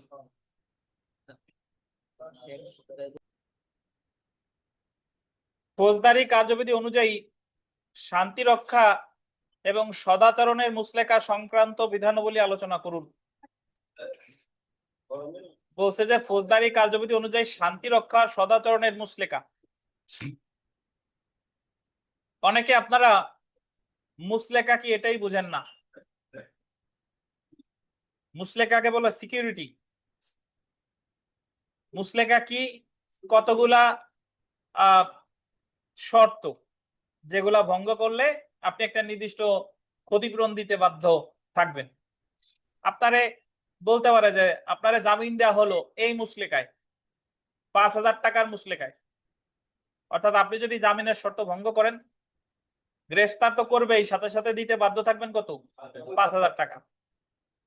এই আমাদের ফৌজদারি কার্যবিধিতে 106 থেকে 126 ক, এই যে অধ্যায়টা, এখানে দুই প্রকার মুসলেকা সম্পর্কে আলোচনা করেছে। একটা হলো শান্তি রক্ষার মুসলেকা, আর একটা হলো সদাচরণের মুসলেকা, security for keeping the peace and security for good behaviour. শান্তি রক্ষার মুসলেকা কখন দেয়? এবং এই যে মুসলেকা, এই মুসলেকা কিন্তু প্রিভেন্টিভ রিলিফ টাইপের, মানে এখনো সে শান্তি ভঙ্গ করে নাই, এখনো সে কোনো খারাপ আচরণ করে নাই, কিন্তু তার দ্বারা যেন এই ধরনের কোনো শান্তি ভঙ্গ না হয় বা এই ধরনের অসদাচরণ না হয়, এই কারণেই এই মুসলেকার মামলা করে থাকে। এখন মনে রাখবেন, শান্তি রক্ষার মুসলেকা যদি আমরা এখানে দেখি, দেখেন শান্তি রক্ষার মুসলেকা এখানে আছে ধারা 106 আর 107, দেখছেন? আর সদাচরণের মুসলেকা আছে 108 থেকে 110। তো এখানে শান্তি রক্ষার মুসলেকা ওই বিচারিক আদালত, মানে জুডিশিয়াল ম্যাজিস্ট্রেট, আপিল আদালত বা রিভিশন আদালত, তারা কোনো আসামিকে যে কোনো একটা মামলায় দণ্ড প্রদানের পরে তারে বলতে পারে যে এই দণ্ড ভোগ করার পরে তুমি 106 ধারা অনুসারে অনধিক 3 বছর শান্তি ভঙ্গ করবা না, মুসলেকা দিয়ে দাও। তাহলে 106 এর যে ক্ষমতাটা, এটা কিন্তু নির্বাহী ম্যাজিস্ট্রেটের হাতে না। 106 এরটা হলো বিচারিক ম্যাজিস্ট্রেট বা আপিল আদালত বা রিভিশন আদালত। অপরদিকে 107 যেটা, এটা হলো শান্তি রক্ষারী মুসলেকা, বাট এক্ষেত্রে আপনাকে নতুন মামলা করতে হবে নির্বাহী ম্যাজিস্ট্রেট বা জেলা ম্যাজিস্ট্রেটের আদালতে। এই 106 এর ক্ষেত্রে শান্তি রক্ষার মুসলেকার মেয়াদ 3 বছর, আর 107 এর ক্ষেত্রে মুসলেকার মেয়াদ 1 বছর। এখন যদি বলেন স্যার 106 এর 107 এর মধ্যে মূল পার্থক্য কি? অলরেডি একটা মামলায় তার বিচার হচ্ছে, দণ্ড প্রদানের পরে তাকে বলতে পারে যে তুমি এই দণ্ড ভোগ করার পর এতদিন কোনো শান্তি ভঙ্গ করবা না, এটা হলো 106, সর্বোচ্চ 3 বছর। আর যে ক্ষেত্রে তার বিরুদ্ধে কোনো মামলা হয় নাই, শুধুমাত্র শান্তি রক্ষার জন্যই তার বিরুদ্ধে মামলাটা করা হয়েছে জেলা ম্যাজিস্ট্রেট বা নির্বাহী ম্যাজিস্ট্রেটের কাছে, এবং সেই ক্ষেত্রে সর্বোচ্চ মুসলেকার নির্দেশ দিতে পারে কত বছর? এটাই হলো কত? 107। বুঝছেন? একবার পড়লেই পেরে যাবেন। অপরদিকে সদাচরণের মুসলেকা, সিকিউরিটি ফর গুড বিহেভিয়ার, এটা তো অ্যাকচুয়ালি আপনার 108 থেকে 110। তো 108-এ বলছে রাষ্ট্রদ্রোহী, ওই যে দেখেন 108 ধারায় দ্রোহিতা প্রচারকারী ব্যক্তির বিরুদ্ধে সর্বোচ্চ 1 বছরের জন্য, মানে যার দ্বারা রাষ্ট্রদ্রোহমূলক বিষয় প্রচারের সম্ভাবনা আছে তার সদাচরণের মুসলেকা সর্বোচ্চ 1 বছরের জন্য। 109 ধারায় সন্দেহভাজন বা ভবঘুরে ব্যক্তিদের সর্বোচ্চ কত? 1 বছরের জন্য। 110 ধারায় অভ্যাসগত অপরাধীর জন্য সর্বোচ্চ কত? 3 বছরের জন্য জেলা ম্যাজিস্ট্রেট বা ক্ষমতাপ্রাপ্ত নির্বাহী ম্যাজিস্ট্রেট সদাচরণের মুসলেকার আদেশ দিতে পারে। তাহলে আমার এখানে মনে রাখা দরকার যে শান্তি রক্ষার মুসলেকা বিচারিক আদালত নির্বাহী ম্যাজিস্ট্রেট দিলেও সদাচরণের মুসলেকা সর্বদা দিবেই নির্বাহী ম্যাজিস্ট্রেট বা জেলা ম্যাজিস্ট্রেট, এবং এক্ষেত্রে বিচারিক ম্যাজিস্ট্রেট বা বিচারিক আদালতের দেওয়ার কোনো এখতিয়ার নেই। আর মনে রাখবেন রাষ্ট্রদ্রোহিতামূলক বিষয় হলে 108, 1 বছর। সন্দেহভাজন ভবঘুরে হলে 109, 1 বছর। আর অভ্যাসগত অপরাধের ক্ষেত্রে 110, 3 বছর। এবং সকল ক্ষেত্রেই দিবে জেলা ম্যাজিস্ট্রেট বা ক্ষমতাপ্রাপ্ত নির্বাহী ম্যাজিস্ট্রেট। এখন এই মুসলেকার মেয়াদ এখানে বলা হলেও আপনি যখন মুসলেকার মামলা করবেন, প্রথমত বলে রাখি 106 ধারায় মুসলেকার জন্য মামলা করা লাগে না, কারণ অলরেডি মামলা চলমান থাকে। আর সে ধরেন চোররে সাজা দিছে এবং বললো যে তুমি এটা করবা না, এতদিন পর্যন্ত শান্তি রক্ষার মুসলেকা দিবা। কিন্তু 107 থেকে 10 এগুলোর জন্য কিন্তু আলাদা মামলা করতে হয়, কোথায়? নির্বাহী ম্যাজিস্ট্রেট বা জেলা ম্যাজিস্ট্রেটের কাছে। এখন আপনি তো মামলা করলেন, মামলা করলে ওই নির্বাহী ম্যাজিস্ট্রেট বা ওই জেলা ম্যাজিস্ট্রেট কি পদ্ধতি অবলম্বন করবে সেই সম্পর্কে বলছে 112 থেকে 119। 112 থেকে 119, এবং এটা খুব সহজ, যদি আপনি বুঝেন এক এক কথায় লিখে দিয়ে যাবেন। সর্বপ্রথম 112 যদি আমরা দেখি, দেখেন কারণ দর্শানোর নোটিশ। যার বিরুদ্ধে আপনি 107 থেকে 110 ধারায় মামলা করলেন তার শোকজ নোটিশ দিবে। শোকজ নোটিশ দিবে যে কেন আপনি মুসলেকা দিবেন না, এই মর্মে কারণ দর্শান। এই নোটিশটা দিচ্ছে 112,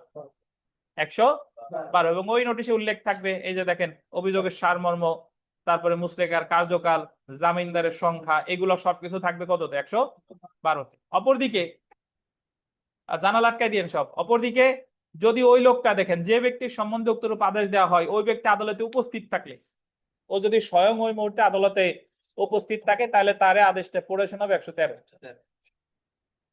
তাহলে আপনি এখানেই মনে রাখবেন যে যার বিরুদ্ধে মুসলেকার আদেশ দেওয়া হলো সে তাকে কারণ দর্শানোর নোটিশ দিবে 112। কতদিনের জামানত, তারপরে জামিনদার আছে কিনা, জামিনদারের সংখ্যা, এগুলো বলা থাকে 112 শোকজ নোটিশে। আর কেন সে, যদি সে উপস্থিত থাকে তাহলে ওই মুহূর্তে তাকে পড়ে শোনাবে, এটা 113। চলে আসি সমন অথবা ওয়ারেন্ট। মুসলেকার শোকজ নোটিশ তো দিছেই, শোকজ নোটিশের সাথে সাথে তাকে ভাই ওই তার প্রতি সমন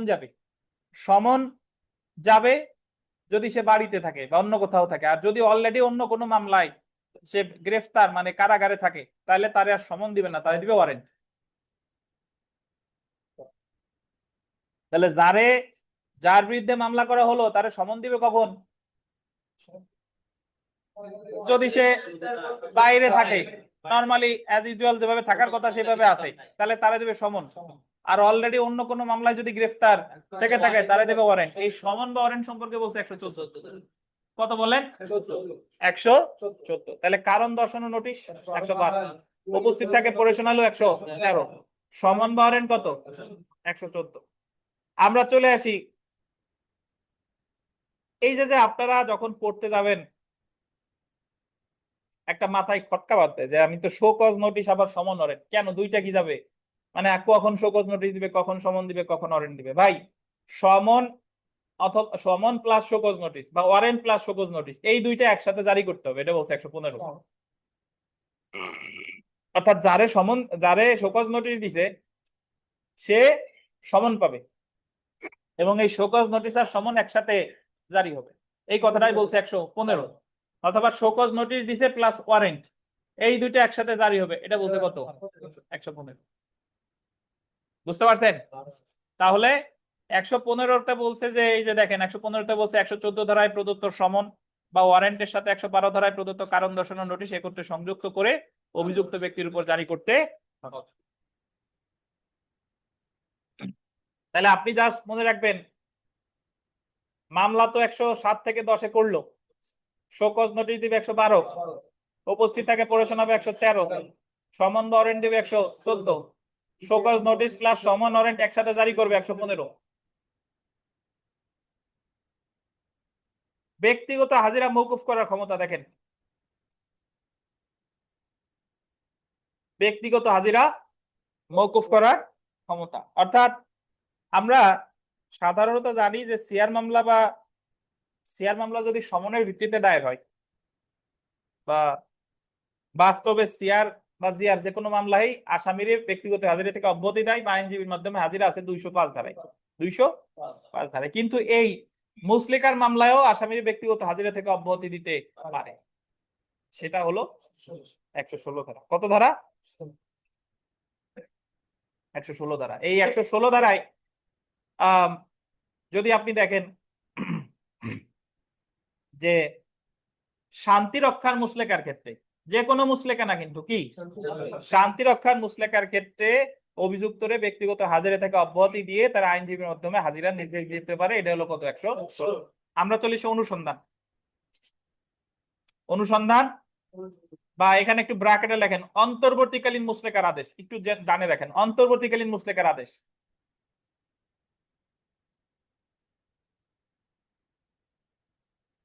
অনুসন্ধান বা অন্তর্বর্তীকালীন মুসলেকার আদেশ।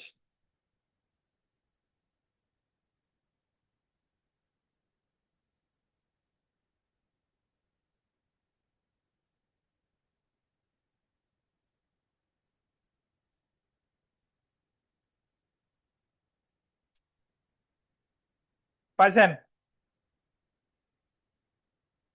এটা একটু বুঝতে হবে ভাই। আমরা যখন কোর্টে যারা যান তারা দেখবেন, বা আমরা যখন দেখবো একটু পরেই মুসাবিদা, ওই জায়গায় দরখাস্তটা করে 107 প্লাস 117-3, যেটা সি বলে, কোথাও কোথাও সি লেখে, বাট অ্যাকচুয়ালি হবে 117 সাবসেকশন 3। এখন আমরা তো জানি যে মামলা 107 থেকে 110 ধারাই হবে, তাহলে 117 যে 3 এইটা ওই জায়গা দিল কেন, এটা ওখানে দিল কেন? তো 117 যে 3 এটা দেওয়ার কারণ হলো এই জায়গায় আপনি অন্তর্বর্তীকালীন মুসলেকার আবেদন করতেছেন, মানে মামলা দায়েরের সাথে সাথে ওরে শোনার দরকার নাই, বা মামলা সাক্ষী টাক্ষী শোনার দরকার নাই। আমি মামলা করলাম আরিফ সাহেবের বিরুদ্ধে, আরিফ সাহেবের জন্য আমার মামলার প্রেক্ষিতে সাথে সাথে ওনারে মুসলেকা দেওয়ার কি দেয়, নির্দেশ দেয় যে আরিফ সাহেবের অন্তর্বর্তীকালীন মুসলেকার নির্দেশ দেওয়া হোক। সবকিছু শোনা মেলা করে মুসলেকার আদেশ দেয় 118-তে। আর আপনার ইমার্জেন্সি জরুরি ভিত্তিতে মুসলেকা আবেদন করছেন যে এখনই যদি ওরে থামানো না হয় তাহলে আমার অপূরণীয় ক্ষতি হয়ে যাবে, তাহলে এই অন্তর্বর্তীকালীন মুসলেকার আদেশটা দেয় 117-3। বুঝতে পারছেন? তাহলে আমরা যে মুসলেকার মামলায় 117-3 কেন উল্লেখ করি? অন্তর্বর্তীকালীন আদেশ পাওয়ার জন্য। এখন যদি বলেন অন্তর্বর্তী কি, যেটা পার্মানেন্ট না, মামলা চলমান থাকা অবস্থায় যে আদেশ চাই সেটাই হলো অন্তর্বর্তীকালীন আদেশ বা ইন্টারলোকুটরি অর্ডার। বুঝছেন? তাহলে সংবাদের সত্যতা নির্ধারণ করতে ম্যাজিস্ট্রেট 117 ধারায় অনুসন্ধান করবে এবং যেরূপ প্রয়োজন বলে প্রতীয়মান হবে সেরূপ আরো সাক্ষ্য নিয়ে যৌক্তিক যে কোনো আদেশ দিতে পারে। তাহলে এছাড়া অন্তর্বর্তীকালীন আদেশ বা কোনো পক্ষের সাক্ষী টাক্ষী গ্রহণ ট্রহণ যাবতীয় যা যা আছে সবকিছুই কত, 117। বুঝছেন? এবং একটা জিনিস খেয়াল করবেন, এই যে 117 মামলা, সার্চ ওয়ারেন্টের মামলা, 144, 145 যত মামলা আছে এইগুলারে বিচার বলে না, এগুলো বলে অনুসন্ধান। সাক্ষ্য গ্রহণ পর্যায়ে নরমালি আমরা বলে জুডিশিয়াল প্রসিডিং, এটা জুডিশিয়াল প্রসিডিং নাই, এগুলো কি বলে? অনুসন্ধান। আচ্ছা, এবার দেখেন মুসলেকা সম্পাদনের আদেশ প্রদান।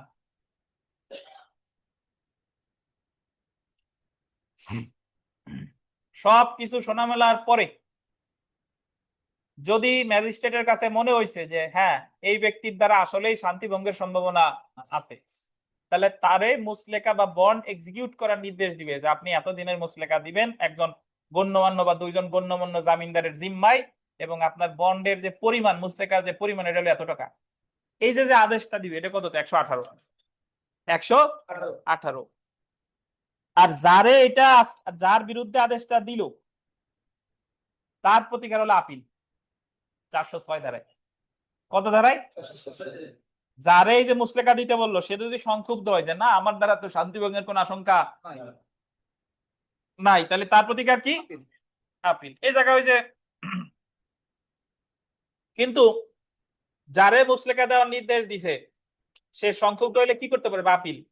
কিন্তু মুসলেকা দেওয়ার নির্দেশ দিছে সে মুসলেকা টুসলেকা কিছু দেয় নাই যে আমি দেবো না, তাহলে মুসলেকা যদি সে না দেয় তাহলে তার কারাদণ্ড হইতে পারে 3 বছর। কত বছর? 3 বছর। 123 বলছে 3 বছর। এই জায়গা ষষ্ঠম বিনাশ্রম, এই জায়গা আপনাদের ওটা জানলেও হবে, না জানলেও সমস্যা নাই, এটা এত মানে পুঙ্খানুপুঙ্খ ভাবে পড়ার প্রয়োজন নাই। আপনি জাস্ট মনে রাখবেন যে মুসলেকার আদেশ দিচ্ছে কততে? 118-তে, এবং এই মুসলেকা আদেশের বিরুদ্ধে প্রতিকার কি? আপিল। কত ধারায়? 406 ধারায়। আর মুসলেকা যদি কেউ এক্সিকিউট না করে তাহলে তার কারাদণ্ড হতে পারে কত বছর? 3 বছর। আমরা চলে এসে অব্যাহতি। অব্যাহতিটা হলো সব কিছু শোনা মেলার পরে মনে হয়েছে যে না এই আরিফ সাহেব ফুলের মতো পবিত্র, ইনারে এই শান্তি, ইনার দ্বারা শান্তি ভঙ্গের কোনো সম্ভাবনা নাই, তাহলে ওনারে অব্যাহতি দিবে 119। 119 বুঝছেন? এখন আপনি এই ধারাগুলো মনে রাখা যদি এক এক কথা দুই দুই কথা লিখে দেন তাতেই কিন্তু আপনার উত্তর হয়ে যাচ্ছে। তাহলে ধারা মনে রাখা জটিল কিছু না, গল্পের ছলে মনে রাখা যায় যে শো কজ নোটিশ 112, উপস্থিত থাকলে পড়ে শোনাচ্ছে 113, সমন বা ওয়ারেন্ট 114, শো কজ নোটিশ সমন ওয়ারেন্ট একসাথে পাঠাবে 115, শান্তি রক্ষার মুসলেকার ক্ষেত্রে ব্যক্তিগত হাজিরা থাকা অব্যাহতি 116, অনুসন্ধান অন্তর্বর্তীকালীন মুসলেকা বা সাক্ষ্য টাক্ষ্য যা আছে সবকিছু 117। সবকিছু করার পরে যদি মনে হয় এর দ্বারা শান্তি ভঙ্গের বা অসদাচরণের আশঙ্কা আছে, মুসলেকার নির্দেশ দিবে 118। 118-র ভিতরে প্রতিকার কি? আপিল। আর যদি মুসলেকা না দেয় 3 বছর কারাদণ্ড। আর যদি মনে হয় যে না এর দ্বারা শান্তি ভঙ্গের বা অসদাচরণের কোনো আশঙ্কা নাই, তাহলে অব্যাহতি দেবে কত? পারবেন না ইনশাআল্লাহ?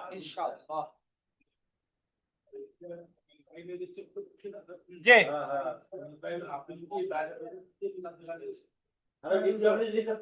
মাইক্রোফোন দেন, এই কথা বলেন না, কথা বলেন না, জোরে প্রশ্ন করেন, শুনেন। স্যার আসসালামু আলাইকুম স্যার। ওয়ালাইকুম আসসালাম। স্যার এই বিষয়টা তো নির্বাহী ম্যাজিস্ট্রেট করতেছে, যে তাহলে আপিল কোথায় হবে স্যার? জেলা ম্যাজিস্ট্রেট? 406 ধারা আপিল হবে দায়রা জজ। দায়রা জজ স্যার, মানে ওই প্রকৃতপক্ষে ওই জেলা ম্যাজিস্ট্রেটের উপরে, বুঝতে পারছেন? আমাদের মনে হয় যে জেলা ম্যাজিস্ট্রেট মনে সবচেয়ে উপরে, আচ্ছা দায়রা জজ জেলা ম্যাজিস্ট্রেটেরও উপরে। ইভেন এই আমরা তো জানি 107 থেকে 110-এর যে এটা তো জেলা ম্যাজিস্ট্রেটও করতে পারে, হ্যাঁ নির্বাহী ম্যাজিস্ট্রেটও করতে পারে, যেই করুক না কেন আপিল হবে কার কাছে? দায়রা জজের কাছে 406। আচ্ছা ঠিক আছে। বুঝতে পারছেন? তো তাহলে 4-এর খ নম্বর প্রশ্নটা দেখেন, কোন কোন ক্ষেত্রে এবং কি কার্যধারা অনুসারে একজন নির্বাহী ম্যাজিস্ট্রেট গণশান্তি বজায় রাখার জন্য মুসলেকা সম্পাদনের আদেশ দিতে পারে? গণশান্তি বজায় রাখার জন্য যদি শুধু গণশান্তি আসে, গণশান্তি গোল দেন, পাইছেন? গণশান্তির কথা আসলে 6, 7, 12 থেকে 19, মাঝে 8, 9, 10 লেখা লাগলো না, বুঝছেন? আর শুধু মুসলেকার কথা যদি আসতো গণশান্তি বা অসদাচরণ তাহলে সব।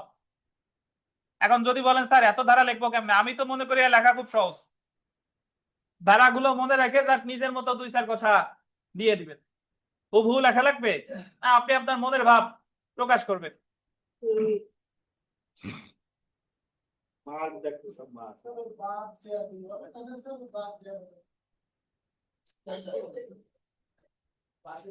শান্তি তৈরি করছি মানুষ এটা বোঝাই যায়। দেখেন 4 এর গটা দেখি আমরা। একজন ব্যক্তির বিরুদ্ধে শান্তি ও গণপ্রশান্তি ভঙ্গের অভিযোগ পাওয়া না গেলে নির্বাহী ম্যাজিস্ট্রেট কখন তাকে অব্যাহতি দিতে পারে? কখন তারা অব্যাহতি দিতে পারে? অব্যাহতি দেয় কত তারিখ? 119, এটা আমরা জানি। এখন একটু একটু টেকনিক্যালি বিষয়গুলো শুনেন। ধরেন সেম প্রশ্ন আসছে যে একজন ব্যক্তির বিরুদ্ধে শান্তি বা গণপ্রশান্তি ভঙ্গের অভিযোগ পাওয়া না গেলে নির্বাহী ম্যাজিস্ট্রেট কখন তাকে অব্যাহতি দিতে পারে, কিন্তু প্রশ্নের মার্ক 5। তাহলে শুধু 119 লিখলে হবে না, আগে আনুষঙ্গিক 2-4 কথা, মূল ফোকাস হবে 119, কিন্তু আগে 2-4 কথা কি লিখে নেবেন, তারপরে আমরা লিখবো কত? 119। আমরা 4 এর ঘ দেখি। ঘ, কোন অবস্থায় গণ উৎপাত সরানোর জন্য একটি শর্ত সাপেক্ষে আদেশ দেওয়া যেতে পারে? গণ উৎপাত গোল্ডেন আরিফ সাহেব মাইক্রোফোন নেন। গণ উৎপাতের ইংরেজি কি বলেন? গণউৎপাত যে উইসেন্স না উইসেন্স একটা কি আছে? Public nuisance. হ্যাঁ, ঠিক আছে। গণ উৎপাত কাকে বলে বলেন? হ্যাঁ, গণ উৎপাত কাকে বলে?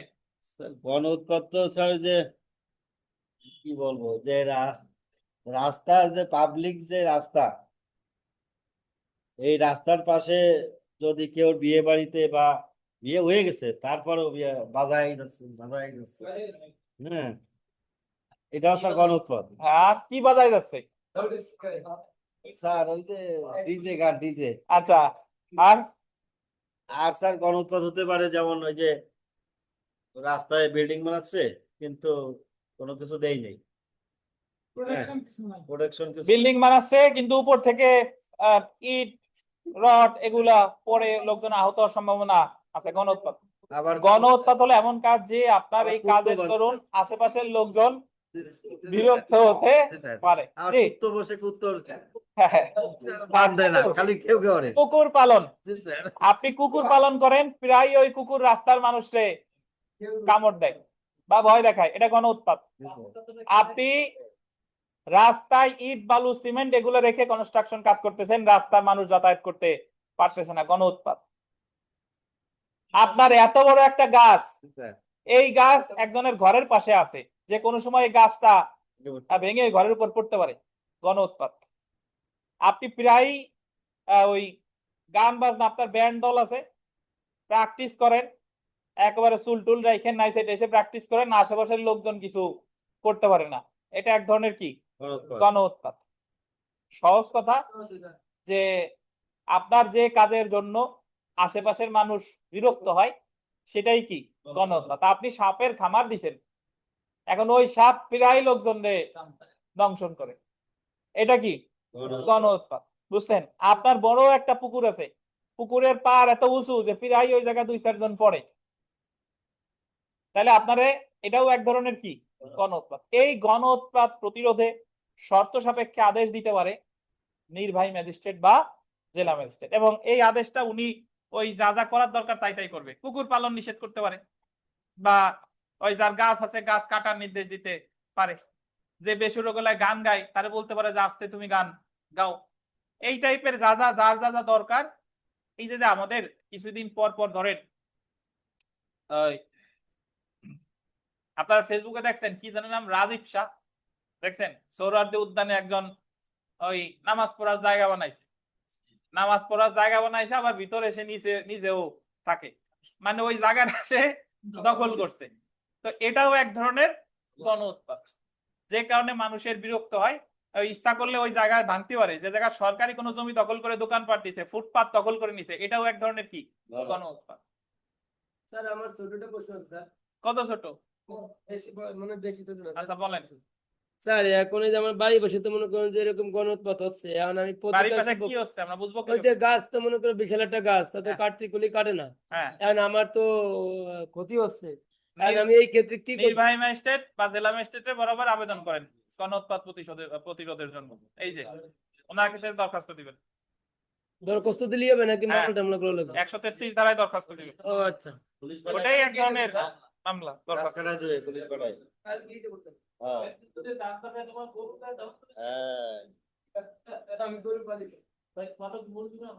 আচ্ছা দেখেন এই জি স্যার তো, তাহলে গণ উৎপাত করেন না এই জায়গা কেউ, জি স্যার তার পড়ার দরকার আছে স্যার এই জায়গায় পড়লে পারবেন যে মানে জি স্যার যার যা দরকার আছে সেই প্রতিকার দিতে পারে। এখন এখন আমাদের বাস্তবে প্রয়োগ নাই তার মানে এই না যে এই ধারার আপনি দরখাস্ত করতে পারবেন না। আপনি আপনার আশেপাশে কোথাও যদি গণ উৎপাত হয়ে থাকে তাহলে তার বিরুদ্ধে আপনি অ্যাকশন নেবেন কত ধারায়? এই 133 ধারায়। বুঝতে পারছেন? জি স্যার তো এখানে এই যে 107 এবং 117 3 ধারা পিটিশন মামলা দরখাস্ত আছে, দেখেন এই মামলা হুবহু ওই যে একটু আগে যেটা পড়লাম ওই ধরনেরই। প্রথম পক্ষ, দ্বিতীয় পক্ষ, সাক্ষীদের নাম, ঠিকানা, ঘটনার তারিখ, ঘটনাস্থল, মামলার ধারা এবং বাসায় গিয়ে এটা রিডিং করে ফেলবেন, বুঝছেন? তারপরে আপত্তি দাখিলও একই টাইপের, যে ওই আপত্তির ক্ষেত্রে অপরপক্ষ আপত্তির ক্ষেত্রে মামলা নাম্বার দিতে হবে, সাক্ষীদের নাম ঠিকানা দেওয়া লাগবে না, ঘটনার তারিখ, ঘটনাস্থল এগুলো দেওয়া লাগবে না। ভালো হবে না, বুঝছেন? কোনো প্রশ্ন আছে কারো?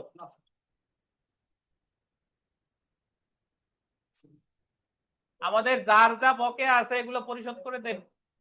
আর আপনাদের মডেল টেস্ট হবে 3 তারিখ থেকে, এবং ফি দিয়ে ভর্তি হবেন। প্রথমে ভাবছিলাম ফি আপনাদের জন্য নেব না, কিন্তু পরে বিষয়টা হচ্ছে যে মডেল টেস্ট তো অন্যদের জন্য আয়োজন করছি, যদি আপনারা দিতে চান তাহলে ফি দিয়ে ভর্তি হইতে হবে। বুঝতে পারছেন? আর না দিলে নাই, কিন্তু আমি সাজেস্ট করব এটা আপনি দিবেন। দরকার হলে প্রশ্ন নিয়ে বাসায় যে লিখে 3 ঘন্টা দিয়ে পরের দিন আমার এসে দেখাবেন। এবং আমাদের টাইমিং আমি বলে দিই, 2টা থেকে 6টা, 2টা থেকে 6টা। আপনি দুপুরে ভাতটা খেয়ে আসবেন, 6টার পরে আমরা ক্লাস করে একবারে বাড়ি যাবেন। আমি ইয়ে দিয়ে দেবো।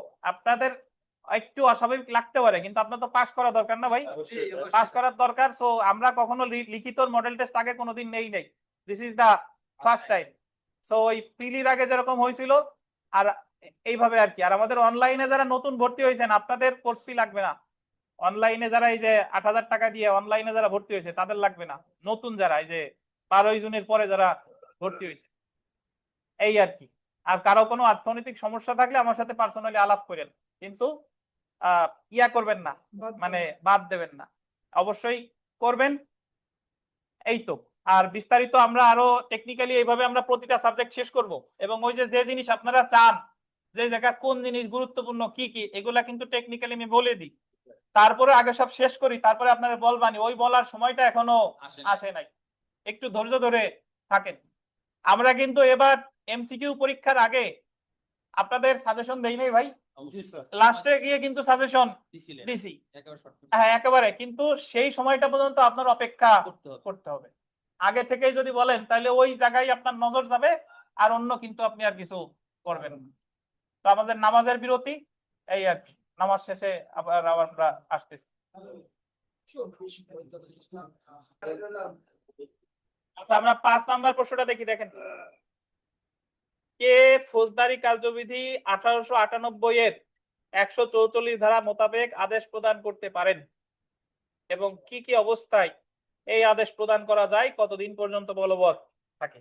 তো সবার আগে আমার জানতে হবে যে 144 ধারার আদেশ কেন দেয়। এটা বেশ গুরুত্বপূর্ণ, আপনাদের আসার মতো। ঠিক আছে, এই 5 নাম্বার প্রশ্নটা আপনারা জানেন, সংক্ষেপে বলে দিই। 144 হলো যখন আপনার বৃহত্তর পরিসরে শান্তি ভঙ্গের আশঙ্কা দেখা দেয়। একটু একটু একটু বুঝেন, 1 জন 2 জন দ্বারা শান্তি ভঙ্গের আশঙ্কা আছে, 2 পক্ষ লাগে নাই, 1 পক্ষ শান্তি ভঙ্গ মানে মারপিটের হুমকি দামকি দিছে, সেই ক্ষেত্রে হলো 107 ধারার মামলা। বুঝেন, 1 পক্ষ। ধরেন আপনারা এই যে আলম খান, হিজবুল, লালন আর পাবেল, ওনারা আমারে হুমকি দামকি দিচ্ছে, কিন্তু আমি ওনাদের কিছু বলি নাই, এই ক্ষেত্রে আমি মামলা করবো 107-এ। বুঝছেন? আর যখন একদল লোক বা বৃহত্তর পরিসরে শান্তি ভঙ্গের আশঙ্কা আছে, মানে 2 দল লোকই ওই দুই গ্রামবাসী এক জায়গা জড়ো হয়েছে, বা এনসিপি বিএনপি এক জায়গা সমাবেশ ডাকছে, তাদের এই সমাবেশের একসাথে থাকাকালীন সময় সমাবেশ যদি একসাথে হয়, তাহলে জীবন, নিরাপত্তা, শান্তি শৃঙ্খলা এগুলো কি হইতে পারে? বিঘ্নিত হইতে পারে। তাহলে সেই ক্ষেত্রে আমার করতে হবে 144 এর মামলা, এবং 144 ধারার মামলা কোন পক্ষের আবেদনেও হতে পারে, ম্যাজিস্ট্রেট স্বপ্রণোদিত হয়েও কি দিতে পারে। দেখেন ওই যে আমাদের যদি সাম্প্রতিক সময় দেখি যে গতকাল হবিগঞ্জে 144 জারি করছে যাতে শান্তিভঙ্গ না হয়, ওটা কিন্তু কেউ আবেদন করে না, এটা কিন্তু স্বপ্রণোদিত হইয়া করছে। বুঝতে পারছেন? সো এটা one type of preventive action বা প্রিভেন্টিভ রিলিফ, এখনো ঘটনা ঘটে না, যাতে না ঘটে এই মর্মে আগে ভাগে। বুঝতে পারছেন? এখন তো তাহলে 144 ধারার আদেশ কিন্তু জুডিশিয়াল ম্যাজিস্ট্রেটের কোনো এখতিয়ার নাই। 144 ধারার আদেশ দেবে কে? নির্বাহী ম্যাজিস্ট্রেট বা জেলা ম্যাজিস্ট্রেট। বুঝছেন? এবং এই 144 ধারার আদেশটা যদি নির্বাহী ম্যাজিস্ট্রেট বা জেলা ম্যাজিস্ট্রেট দেয়, এটা বলবৎ থাকবে একটা না 2 মাস। কতদিন? 2 মাস। এবং আপনাদের বারে আসে নাই, বাট সমস্যামূলক প্রশ্ন জুডিশিয়ারিতে আসছে যে এই ধরনের, যে অমুক জায়গায় শান্তিভঙ্গের আশঙ্কা আছে, অথবা ম্যাজিস্ট্রেট প্রথমে 1 মাসের 144 আদেশ দিছে, কিছুদিন 2 মাস দিছে, পরে আবার সে 1 মাস বৃদ্ধি করছে। তার এই যে বৃদ্ধি করলো, এটা কি আইনসঙ্গত হয়েছে কিনা? 144 এর আদেশ ম্যাজিস্ট্রেট দিলে সর্বোচ্চ বলবৎ থাকবে কতদিন? 2 মাস। এর একদিনও বাড়ানোর ক্ষমতা ওনার নাই। বুঝছেন? তবে যদি সরকার মনে করে গেজেট নোটিফিকেশনের মাধ্যমে সরকার এই মেয়াদ বাড়াতে, তাহলে ওই প্রশ্নের উত্তর, ধরেন আমি ওইটা পড়ি নাই, আমার এই জায়গা কিন্তু ওই সমস্যামূলক প্রশ্ন নাই, কিন্তু আমি কিন্তু আপনার সাথে এই যে আলোচনা করলাম, যাতে ওই মুহূর্তে ওই জিনিসটা কি মাথায় আসে। তো সেই ক্ষেত্রে উনি যে আদেশটা দিছে এটা আইনসঙ্গত হয় নাই, কারণ আমি বলে দিব যে 144 এর আদেশ একমাত্র বাড়াইতে পারে সরকার, কিসের মাধ্যমে? এবং ওনার কিন্তু বাড়ানোর ক্ষমতা নাই। এবং 144 এর আদেশ আপনি মনে রাখবেন, 144 দেখ, 145 দেখ, এর বিরুদ্ধে আপিল হয় না, এর বিরুদ্ধে রিভিশন। কি বলেন? রিভিশন। বুঝতে পারছেন? তাহলে এগুলো একবার পড়লেই পারবেন যে 144 এর আদেশ কে করতে পারে, তারপরে কখন জারি করা যায়, এগুলা মোটামুটি জানেন, একবার দেখে নিয়েন। আমরা চলে আসি 144 ধারায় যে নিচে অমান্যের শাস্তি। ধরেন হবিগঞ্জে এনসিপির সমাবেশ যাতে না হয় 144 জারি করছে। এখন এনসিপির যে সদস্যরা, তারা যদি এই 144 ভঙ্গ করে সেখানে যদি সমাবেশ মিছিল করে, তাহলে এটা কি অপরাধ হবে বা কোন ধারায় দণ্ডিত হবে? এটা কিন্তু মানে খাতা কলমে আপনি জেনে যাবেন, কিন্তু বাস্তবে অনেকে উকিল সাহেবরা জানে না যে 144 ভঙ্গ করলে কি হবে। বলে যে 144 ভঙ্গ করলে ওর বিরুদ্ধে মামলা একটা করে দেবে, কিন্তু মামলাটা কে করবে? 144 আদেশটা দিছে কে? নির্বাহী ম্যাজিস্ট্রেট বা জেলা ম্যাজিস্ট্রেট। তাহলে 144 ভঙ্গ করলে ওই নির্বাহী ম্যাজিস্ট্রেট বা ওই জেলা ম্যাজিস্ট্রেট বাদী হয়ে বিচারিক ম্যাজিস্ট্রেটের কাছে মামলা করবে দণ্ডবিধির 188 ধারায়। কত ধারায়? দণ্ডবিধির 188 ধারায়। বুঝতে পারছেন? এবং উনি ছাড়া যদি অন্য কেউ এই মামলা করে, যে একজন সাধারণ ব্যক্তি যদি মামলা করে 144 ভায়োলেশনের কারণে দণ্ডবিধির 188 ধারা মামলা করলে, এটা তার লোকাস স্ট্যান্ডি নাই, মানে এই মামলা চলবে না। তাহলে বুঝতে পারছেন, 144 এর আদেশ ভঙ্গ হোক আর 145 এর আদেশ ভঙ্গ হোক, মামলা করবে কে? নির্বাহী ম্যাজিস্ট্রেট বা জেলা ম্যাজিস্ট্রেট। কোথায়?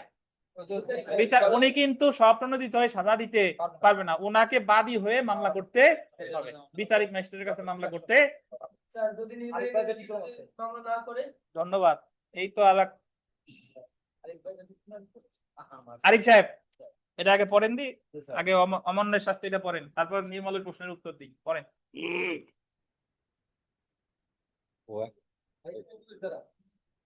স্যার 144 ধারা অমান্য শাস্তি। 144 ধারা অমান্য করলে পেনাল কোড 1860 এর 188 অনুযায়ী দণ্ডনীয় অপরাধ।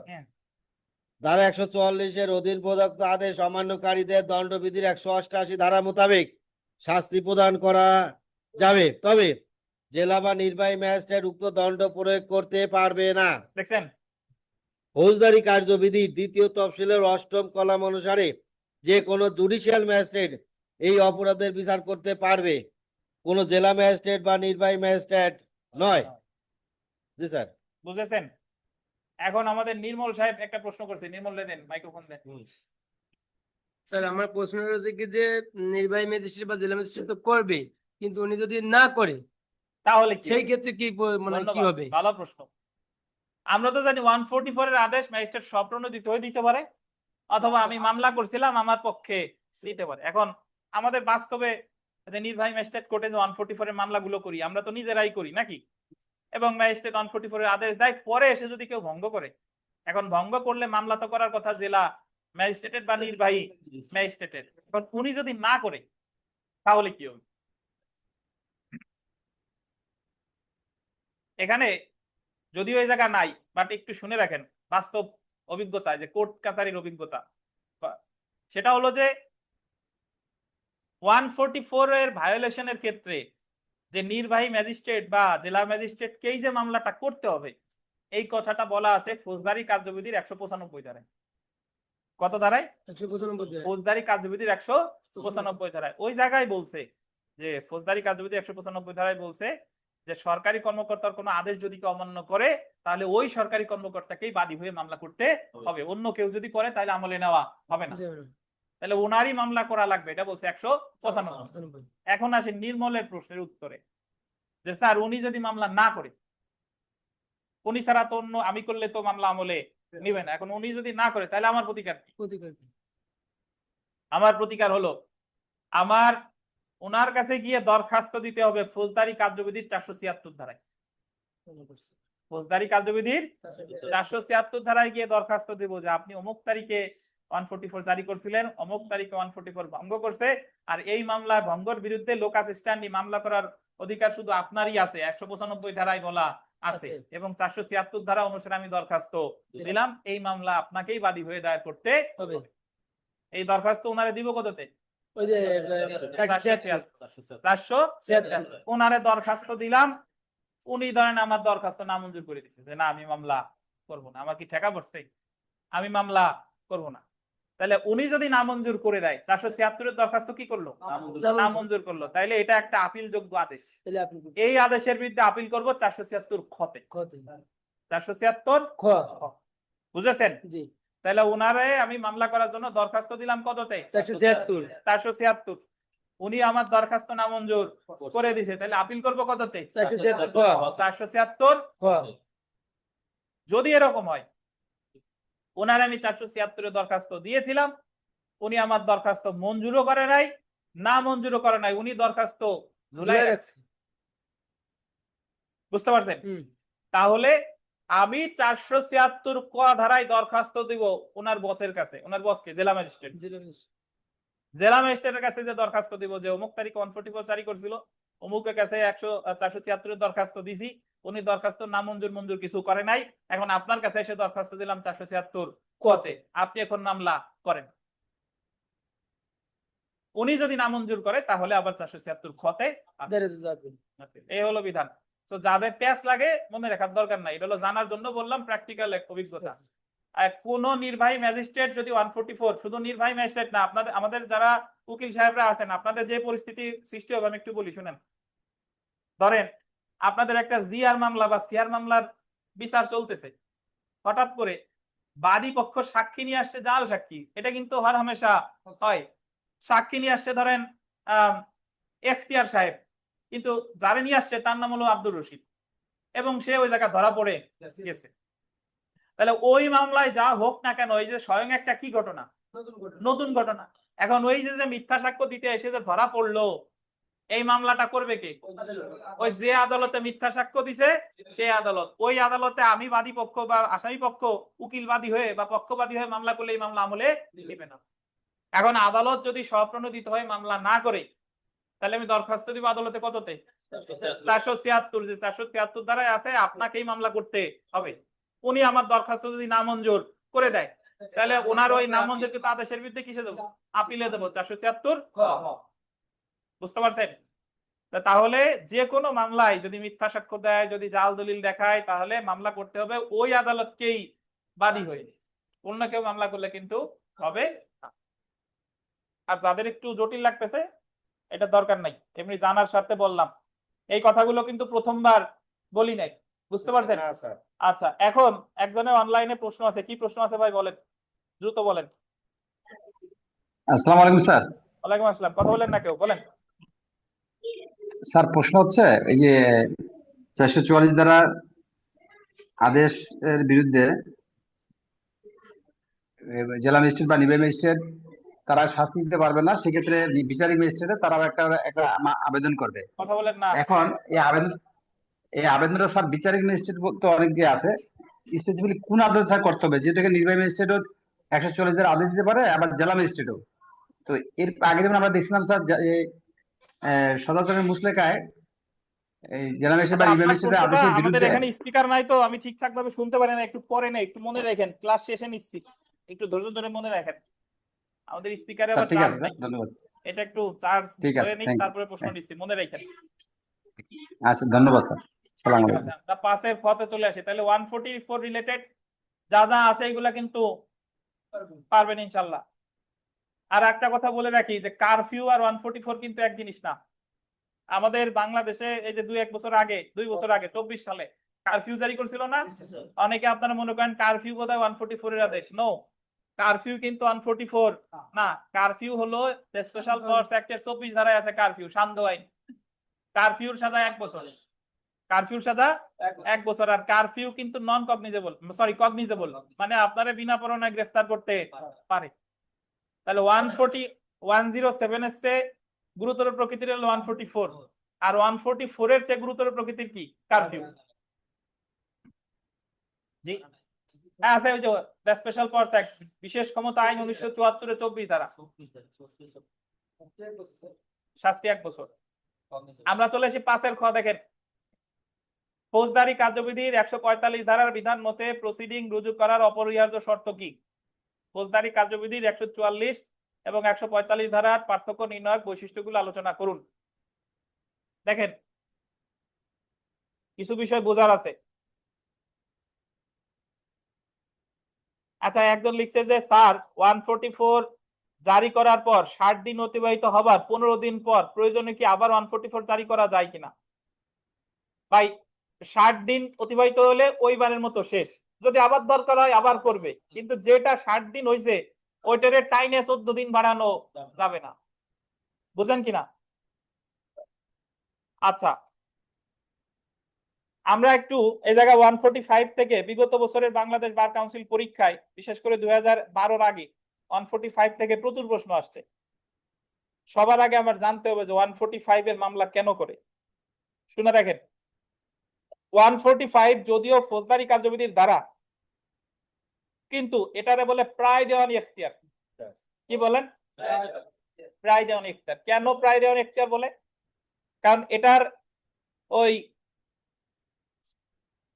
ফৌজদারি কার্যবিধি হলেও এই মামলার যে বৈশিষ্ট্যগুলো এগুলো হলো দেওয়ানির মতো। কিরকম?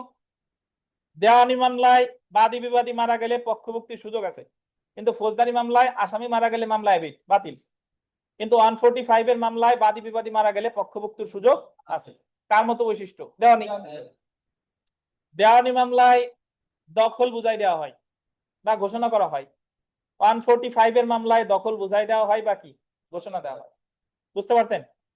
দেওয়ানি মামলায় সম্পত্তি ক্রোকের ব্যবস্থা আছে, রিসিভার নিয়োগের ব্যবস্থা আছে। 145 এর মামলায় সম্পত্তি ক্রোকের ব্যবস্থা আছে, রিসিভার নিয়োগের ব্যবস্থা আছে। এই কারণে এটা যদিও ফৌজদারি মামলা, আরেকটা আরো বড় যে বৈশিষ্ট্য, ফৌজদারি মামলা দায়েরে কিন্তু তামাদি মেয়াদ নাই, কিন্তু দেওয়ানি মামলা দায়েরের তামাদি মেয়াদ আছে। 145 যদিও ফৌজদারি মামলা, তথাপি এর কিন্তু তামাদি মেয়াদ আছে। যদি বলেন কেমনে আছে স্যার, ওই যে বেদখল হওয়ার বা বেদখলের হুমকি দেওয়ার 2 মাসের মধ্যে। বুঝছেন? এখন 145 এর মামলা কখন করে একটু বুঝাই। 145 এর মামলা করতে হলে এটা হতে হবে স্থাবর সম্পত্তি সংক্রান্ত। কি সংক্রান্ত বলেন? স্থাবর সম্পত্তি সংক্রান্ত। আপনি একটা স্থাবর সম্পত্তিতে দখলে আছেন, আপনারা একজন বেদখলের হুমকি দিছে বা বেদখল করছে, বেদখলের হুমকি দিছে অথবা কি বেদখল করছে। আমি তো দেওয়ানি কার্যবিধি পড়ে আসছি, যদি আমার দেওয়ানি মামলায় যদি বেদখলের হুমকি দিত তাহলে আমি মামলা করতাম চিরস্থায়ী নিষেধাজ্ঞা, মনে আছে কিনা? আর বেদখল যদি করে ফেলতো তাহলে করতাম ওই যে বাধ্যতামূলক নিষেধাজ্ঞা, অথবা ওই যে 9, 8, 9 নাকি? কিন্তু আমি যদি ফৌজদারিতে প্রতিকার খুঁজি যে আমার বেদখলের হুমকি দিছে অথবা বেদখল করছে, তাহলে আমাকে মামলা করতে হবে ফৌজদারি কার্যবিধির 145 ধারা। 145 ধারা। আর একটা কথা, 145 ধারার মামলায় আপনার বেদখল হলেও করা যাবে, বেদখলের কি হুমকি দিছে তবুও করা যাবে, বাট আপনার হুমকি দেখার বেদখল হন মামলাটা করতে হবে 2 মাসের মধ্যে। কয় মাসের মধ্যে? 2 মাস। 2 মাস। আর 145 এর মামলা, এটা কিন্তু 145 এর আদেশ ম্যাজিস্ট্রেট সুমোটো দিতে পারে না, এই জায়গা কাউকে মামলাটা কি দায়ের করতে হবে। এখন মামলা করার পরে 145 এর ক্ষেত্রে আমাদের অনেক সাবসেকশন আছে, 2টা সাবসেকশন মনে রাখতে হবে, আর মনে না রাখলে সমস্যা নাই। 145 সাবসেকশন 4, 145 সাবসেকশন 6। কত কত বলেন? 145 এর 4 আর 145 এর কত? 145 এর 4 বলছে যে ম্যাজিস্ট্রেট দেখবে যে পূর্ববর্তী 2 মাসের মধ্যে কে দখলে ছিল বা কে বেদখল হয়েছে, তারে ওই জমির দখলকার হিসেবে বিবেচনা করবে। 145 এর 4 দেখতেছে যে পূর্ববর্তী 2 মাসের মধ্যে কে দখলে ছিল বা কারে বেদখলের হুমকি দিছে, তারে প্রকৃত দখলকার হিসেবে কি করবে? বিবেচনা করবে। এটা হলো 145 এর কত? 4। আর যদি সে দখলে থাকে হুমকি দিছিল, তারা তো প্রকৃত দখলকার হিসেবে বিবেচনা করলো 145 এর 4-এ, তারেই দখলে থাকার ঘোষণা দিবে যে তুমি এই জায়গা দখলে থাকবা যতদিন পর্যন্ত তোমার আইনানুগ পন্থায় বেদখল করা না হচ্ছে। আর যদি সে বেদখল হয়ে থাকে, যদি দেখলো যে 2 মাসের মধ্যে তারা বেদখল করছে, তাহলে 145 এর 6-এ তারে তার দখল কি ফিরাইয়ে দিয়ে বলবে যে তুমি এই জায়গার প্রকৃত দখলকার এবং তুমি দখলে থাকবা ততদিন যতদিন পর্যন্ত তোমার বেদখল করা না হচ্ছে। আবারও বলি, পূর্ববর্তী 2 মাসের মধ্যে যে দখলে ছিল তারে প্রকৃত দখলকার হিসেবে বিবেচনা করবে, বা পূর্ববর্তী 2 মাসের মধ্যে যারা বেদখল করছে তারে প্রকৃত দখলকার হিসেবে বিবেচনা করবে। এটা হলো 145 এর কত? 4। আর তারই প্রকৃত দখলকার হিসেবে ঘোষণা করবে যতদিন পর্যন্ত সে আইনানুগ পন্থায় বেদখল না হচ্ছে, বা সে যদি বেদখল হয়ে থাকে 2 মাসের মধ্যে, তারে তার দখল কি দিবে? ফিরাইয়া দিয়ে বলবে যে তুমি এই জমিতে ততদিন দখলে থাকবা যতদিন পর্যন্ত তোমার আইনানুগ পন্থায় বেদখল করা না হচ্ছে। এটাই কত? 145 এর 6। বুঝছেন? এখন এ জায়গা থেকে প্রশ্ন আসে যে জমির উদ্দিন সাহেব রে ওনার প্রতিবেশী বেদখল করছে, বেদখল করার পর উনি এতদিনের মধ্যে মামলা করছে, এখন এই মামলায় আদালত কি আদেশ দিতে পারে? তাহলে আপনার কিন্তু এই জায়গা 145 এর অনেক মুখস্থ কথা আছে, মুখস্থ কথার কিন্তু কোনো দরকার নাই। আপনি তো জানি যে 145 এর মামলা কখন করে, আর আমি এই জায়গায় 2টা সাবসেকশন ব্যাখ্যা দিয়ে দেবো, 145 এর 4 আর 145 এর কত? 6। বুঝেছেন? আর একটা কথা হলো যে এই 145 এর মামলার ক্ষেত্রে আমাদের সবার একটা ভুল ধারণা আছে, অনেকে মনে করেন যে 145 এর আদেশ কতদিন বলবৎ থাকে।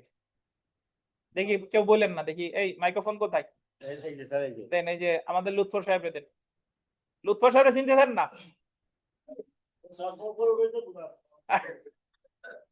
লুৎফর সাহেব, জি স্যার। 145 এর আদেশ কতদিন বলবৎ থাকে?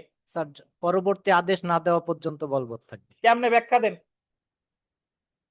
ব্যাখ্যা তো পারবো না স্যার। ব্যাখ্যা তো দিতে হবে। স্যার আদালত যতদিন পরবর্তী আদেশ না দেবে স্যার এতদিন পর্যন্ত বলবৎ থাকবে। হোসেন মোল্লা পারবেন? মনে নাই। এই বলেন, এই রাকিদুল সাহেব বলেন, জিপি সাহেবের জুনিয়র আপনি বলেন। 145 এর 6 বলা হচ্ছে যতক্ষণ না পর্যন্ত তাকে আইনগতভাবে বলবৎ করা হয়। আইনগতভাবে বলবৎ করা হবে তা হচ্ছে এখন আইনগতভাবে কেমনে করে? মামলার মাধ্যমে বা আদালতের মাধ্যমে যখন নিষ্পত্তি দেওয়ানি হয় মামলার তখন। মাধ্যমে বা সরকার তারা যতক্ষণ পর্যন্ত বেদখল না করতেছে ততক্ষণ পর্যন্ত সে তার দখল বজাইয়া রাখবে। এখন আমাদের অনেকের ধারণা যে 145 মানে 2 মাস, 145 এর মামলা করতে হয় 2 মাসের মধ্যে, বাট 145 এর আদেশ যদি আমার পক্ষে আসে তাহলে আমি দখল কতদিন রাখবো? যতদিন পর্যন্ত আদালতের মাধ্যমে উচ্ছেদ আমি না হচ্ছি। স্যার তাহলে আমরা এটা বলতে পারি না যে আর হ্যাঁ, আপনার অনলাইনে প্রশ্ন নিচ্ছি, আগে নির্মল সোনা কি প্রশ্ন আছে বলেন। তাহলে আমরা এটা বলতে পারি না যে 145 ধারার তাহলে সুনির্দিষ্ট কোনো ইয়ে নাই, মানে আদেশের মেয়াদ নাই। হ্যাঁ, নাই তো।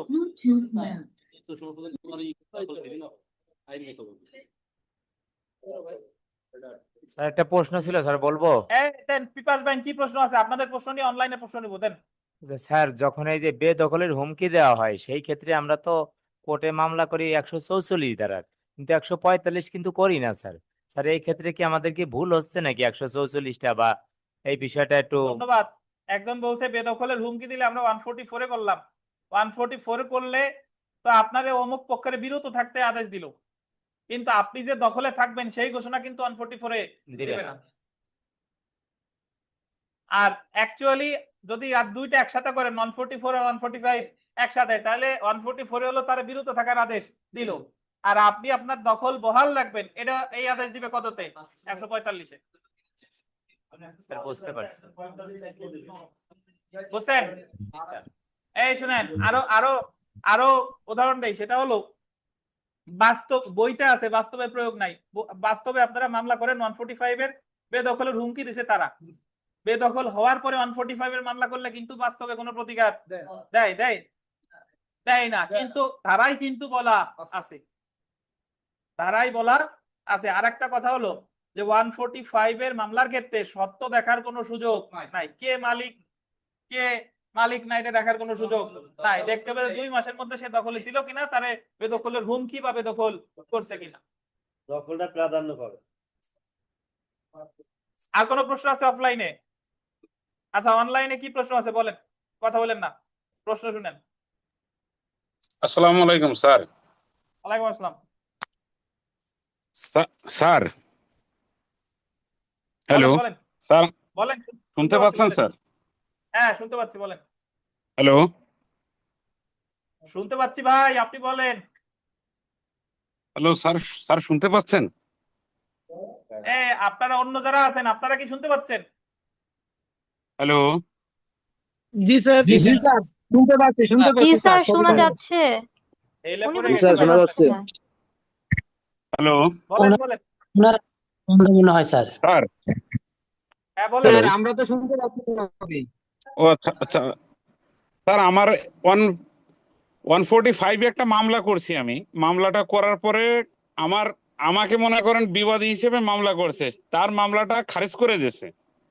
খারিজ করার পরে সে তো এখন আমি দখলে আছি, আমি দখলে আছি, বাট সে আবার হুমকি যদি দেয়, তো এক্ষেত্রে কি করার আছে?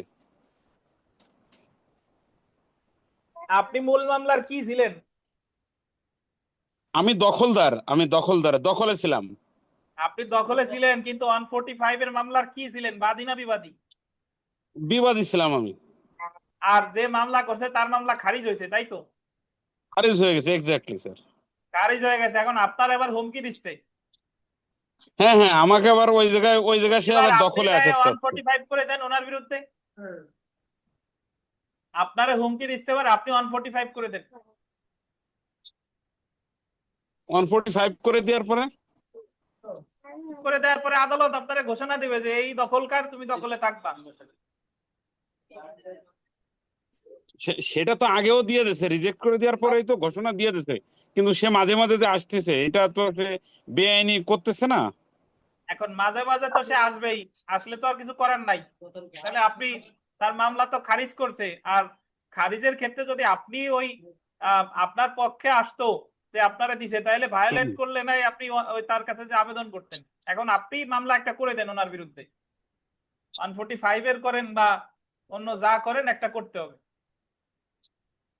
আচ্ছা আচ্ছা, অন্য মনে করেন উনিও ওই জায়গা থেকে আমার গাছ কেটে নিয়ে গেছে, ওই জায়গা থেকে গাছ কেটে ফেলাইছে, ওনাকে আমি একটা চুরির মামলা দিছি, মনে করেন জাস্ট চুরির মামলা দিছি। ওই চুরির মামলার ক্ষেত্রে সে কি হবে? চুরির মামলার ক্ষেত্রে মামলাটা চলতেছে, উনি কি আবার দখলে আসতে পারবে যদি আসার চায়? চুরির মামলা ক্ষেত্রে বিচার করে আপনি প্রমাণ করতে পারলে ওনার শাস্তি হবে, কিন্তু চুরির মামলা তো দখল না, আমি মনে করেন করবে না। না না, আমি মনে করেন উনি আসছিল, ওনাকে আমি একটা চুরির মামলা দিছি, সাপোজ গাছ কেটে ফেলাইছে, আমি বলছি যে চুরির মামলা দিছি। এখন যদি আবার আসার চায় এখন কি করতে পারি আমি? চুরির মামলা যদি দিয়ে থাকে আবারও যদি আসে থাকে তাহলে এটা আপনি আদালতকে অবগত করেন যে ওনার এই যে আমি চুরির মামলা দিয়েছিলাম আবারও চুরি করতে আসতেছে। আর তারপরেও যদি তার আশা বিদ্যমান থাকে মামলা আবার করেন, আমরা তো অনেক উকিল আছি, সমস্যা কি? না ঠিক আছে স্যার, এটা জানার জন্য, ঠিক আছে, এটা চলতেছে এই জন্য। রেস আচ্ছা আচ্ছা, সাবজুডিস থ্যাংক নাই, ইউ। ফৌজদারিতে রেস সাবজুডিস নাই, সমস্যা নাই, করা যাবে। আচ্ছা, জি জি, থ্যাংক জি, ইউ স্যার। ঠিক আছে। আচ্ছা, আমাদের আরেকটা প্রশ্ন অনলাইনে ওই যে কাউসার সাহেব বলছিলেন, তখন শুনতে পারি নাই, আপনি কি প্রশ্ন করছিলেন একটু বলেন ভাই।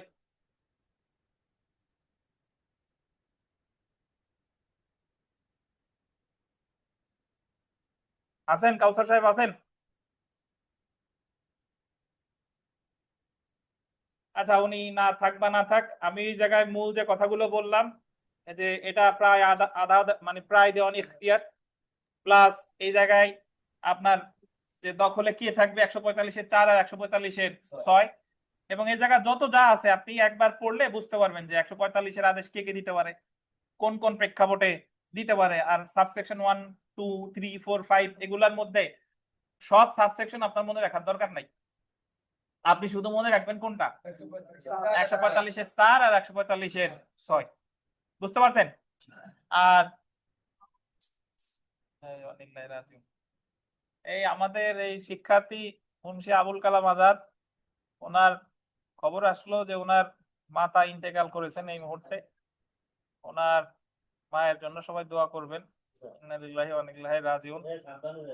একজন মানুষের তো তার জীবনে এর চেয়ে তো খারাপ খবর আর হতে পারে না, যে ক্ষেত্রে তার মা পরলোক গমন করছে আর কি। যাই হোক, আমরা সবাই ওনার জন্য দোয়া করব। আর যদিও উনি দীর্ঘদিন ধরে অসুস্থ ছিলেন, মুমূর্ষু অবস্থায় ছিলেন, তো দেখেন আমরা আর একটু পরে শেষ করে দিচ্ছি। এই যে 144 আর 145 এটা বাসায় গিয়ে ভালোভাবে রিডিং করবেন। আমি প্রতি লাইন বাই লাইন পড়লাম না, কারণ প্রথমবার আমরা পড়ছিলাম তো, এই জায়গায় লাইন বাই লাইন পড়লাম না। যদি আপনার বিস্তারিত বোঝার দরকার হয়, আমি কিন্তু মূল জিনিস এই জায়গা বলে দিছি যে জায়গা কোথায় কি আছে। আর 144 145 এর পার্থক্য কিন্তু খুব ইজি। 144 এর যদি বলেন যে শান্তি ভঙ্গের আশঙ্কা থাকতে হবে, আর 145 এ স্থাবর সম্পত্তি রিলেটেড শান্তি ভঙ্গের আশঙ্কা থাকতে হবে। 144 এর আবেদনের ভিত্তিতেও দিতে পারে, স্বপ্রণোদিতও দিতে পারে। 145 শুধু কি আবেদন। 144 এর মেয়াদকাল কত? 2 মাস। 145 এর কোনো নির্দিষ্ট মেয়াদ নাই। 144 এর ক্ষেত্রে আপনার কোন পক্ষের না শুনেও আদেশ দিতে পারে, কিন্তু 145 এর ক্ষেত্রে অবশ্যই শুনতে হবে। 144 এর ক্ষেত্রে ক্রোক করা যায় না, রিসিভার নিয়োগ করা যায় না, কিন্তু 145 এর ক্ষেত্রে ক্রোক করা যায় সম্পত্তি বা রিসিভার নিয়োগ করা যায়। তো একবার দেখলেই বুঝে যাবেন। এবং এখানে আরেকটা লাইন আছে যে ম্যাজিস্ট্রেট যদি দখল নির্ণয় অসমর্থ হন বা কোনো পক্ষ দখলে যদি না থাকে, তাহলে সেই ক্ষেত্রে কি করবেন? মামলা তো করছে, সালাউদ্দিন বুলবুল মামলা করছে, বিবাদী হলো আমাদের এই শওকত আলম। এখন মামলায় ম্যাজিস্ট্রেট মহোদয় দেখলেন যে সালাউদ্দিন বুলবুল দখলে নাই, শওকত সাহেব দখলে নাই, তাহলে উনি এই সম্পত্তি ক্রোক করবেন এবং রিসিভার নিয়োগ করতে পারেন। এবং ক্রোক আদেশ প্রত্যাহার করবেন কখন? যদি সামনে সম্ভাবনা দেখা যায় যে শান্তি ভঙ্গের আর কোনো আশঙ্কা নাই, সেই ক্ষেত্রে তিনি ক্রোক আদেশ কি করবেন? প্রত্যাহার করবেন।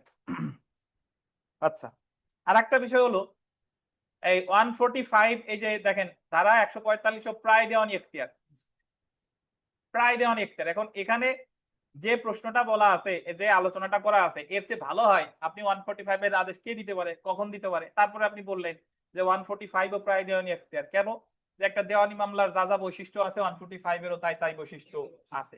এই জায়গায় ওই দখল বুঝাই দেওয়া হয় দেওয়ানি মামলার মতো, এই জায়গায় কেউ মারা গেলে পক্ষভুক্ত হওয়ার সুযোগ আছে, দেওয়ানি মামলার মতো এর তাবাদি মেয়াদ আছে। তারপরে এর মূল এই জায়গায় কোনো শাস্তির বিধান নাই। তাই উপরোক্ত আলোচনার পরিশেষে বলা যায় যে উপরোক্ত বৈশিষ্ট্যগুলোর কারণে যদিও 145 একটা ফৌজদারি মামলা, কিন্তু এর প্রায় দেওয়ানি এখতিয়ার বলা হয়ে থাকে। বুঝতে পারছেন? আর অমান্যর শাস্তি তো ওই যে 144 এর রোজা, 140 কি 5 এর ওতা। হ্যাঁ বলেন। 144 তো মেট্রোপলিটন এলাকায় দেওয়া যায় ওই ক্ষেত্রে ওই জায়গায় 144 মেট্রোপলিটন এলাকায় পর্যন্ত না। দেওয়া যায় না, দেওয়া যায় পুলিশ কমিশনার দিবে। আর 145 মেট্রোপলিটন হোক আদার দ্যান মেট্রোপলিটন এরিয়া হোক, যে কোনো জায়গায় 145 এর মামলা করা যায়। আর এই জায়গা পিটিশন দেখে আইছেন, পিটিশন যে মামলা একই নেচারের, ওই যে বাদী পক্ষ, বিবাদী পক্ষ, সাক্ষী, ঘটনার তারিখ, ঘটনার সময় একই সিস্টেম, আর বিস্তারিত বিবরণ পড়লেই আপনি বুঝে যাবেন। আর এই জায়গার তফসিল দিতে হয়, যেহেতু কোন সম্পত্তি নিয়ে মারামারিটা হইছে বা বেদখল হইছে, এখানে কি দিতে হবে, তফসিল দিতে হবে। আর এর আপত্তিও এরকম, তো এটা দেখে আসবেন। আজ আমাদের এই পর্যন্তই, যেহেতু আমাদের একটা খারাপ খবর পাইছি, যাই হোক আমরা এই পর্যন্ত এখানে থামাই দিলাম। আগামীকাল সকালে পড়া আছে। আমাদের পড়া তো 8টায়, আমাদের শুরু করতে করতে মাঝে মাঝে 30 মিনিট 40 মিনিট আগেও শুরু হয়, পরেও শুরু হয়।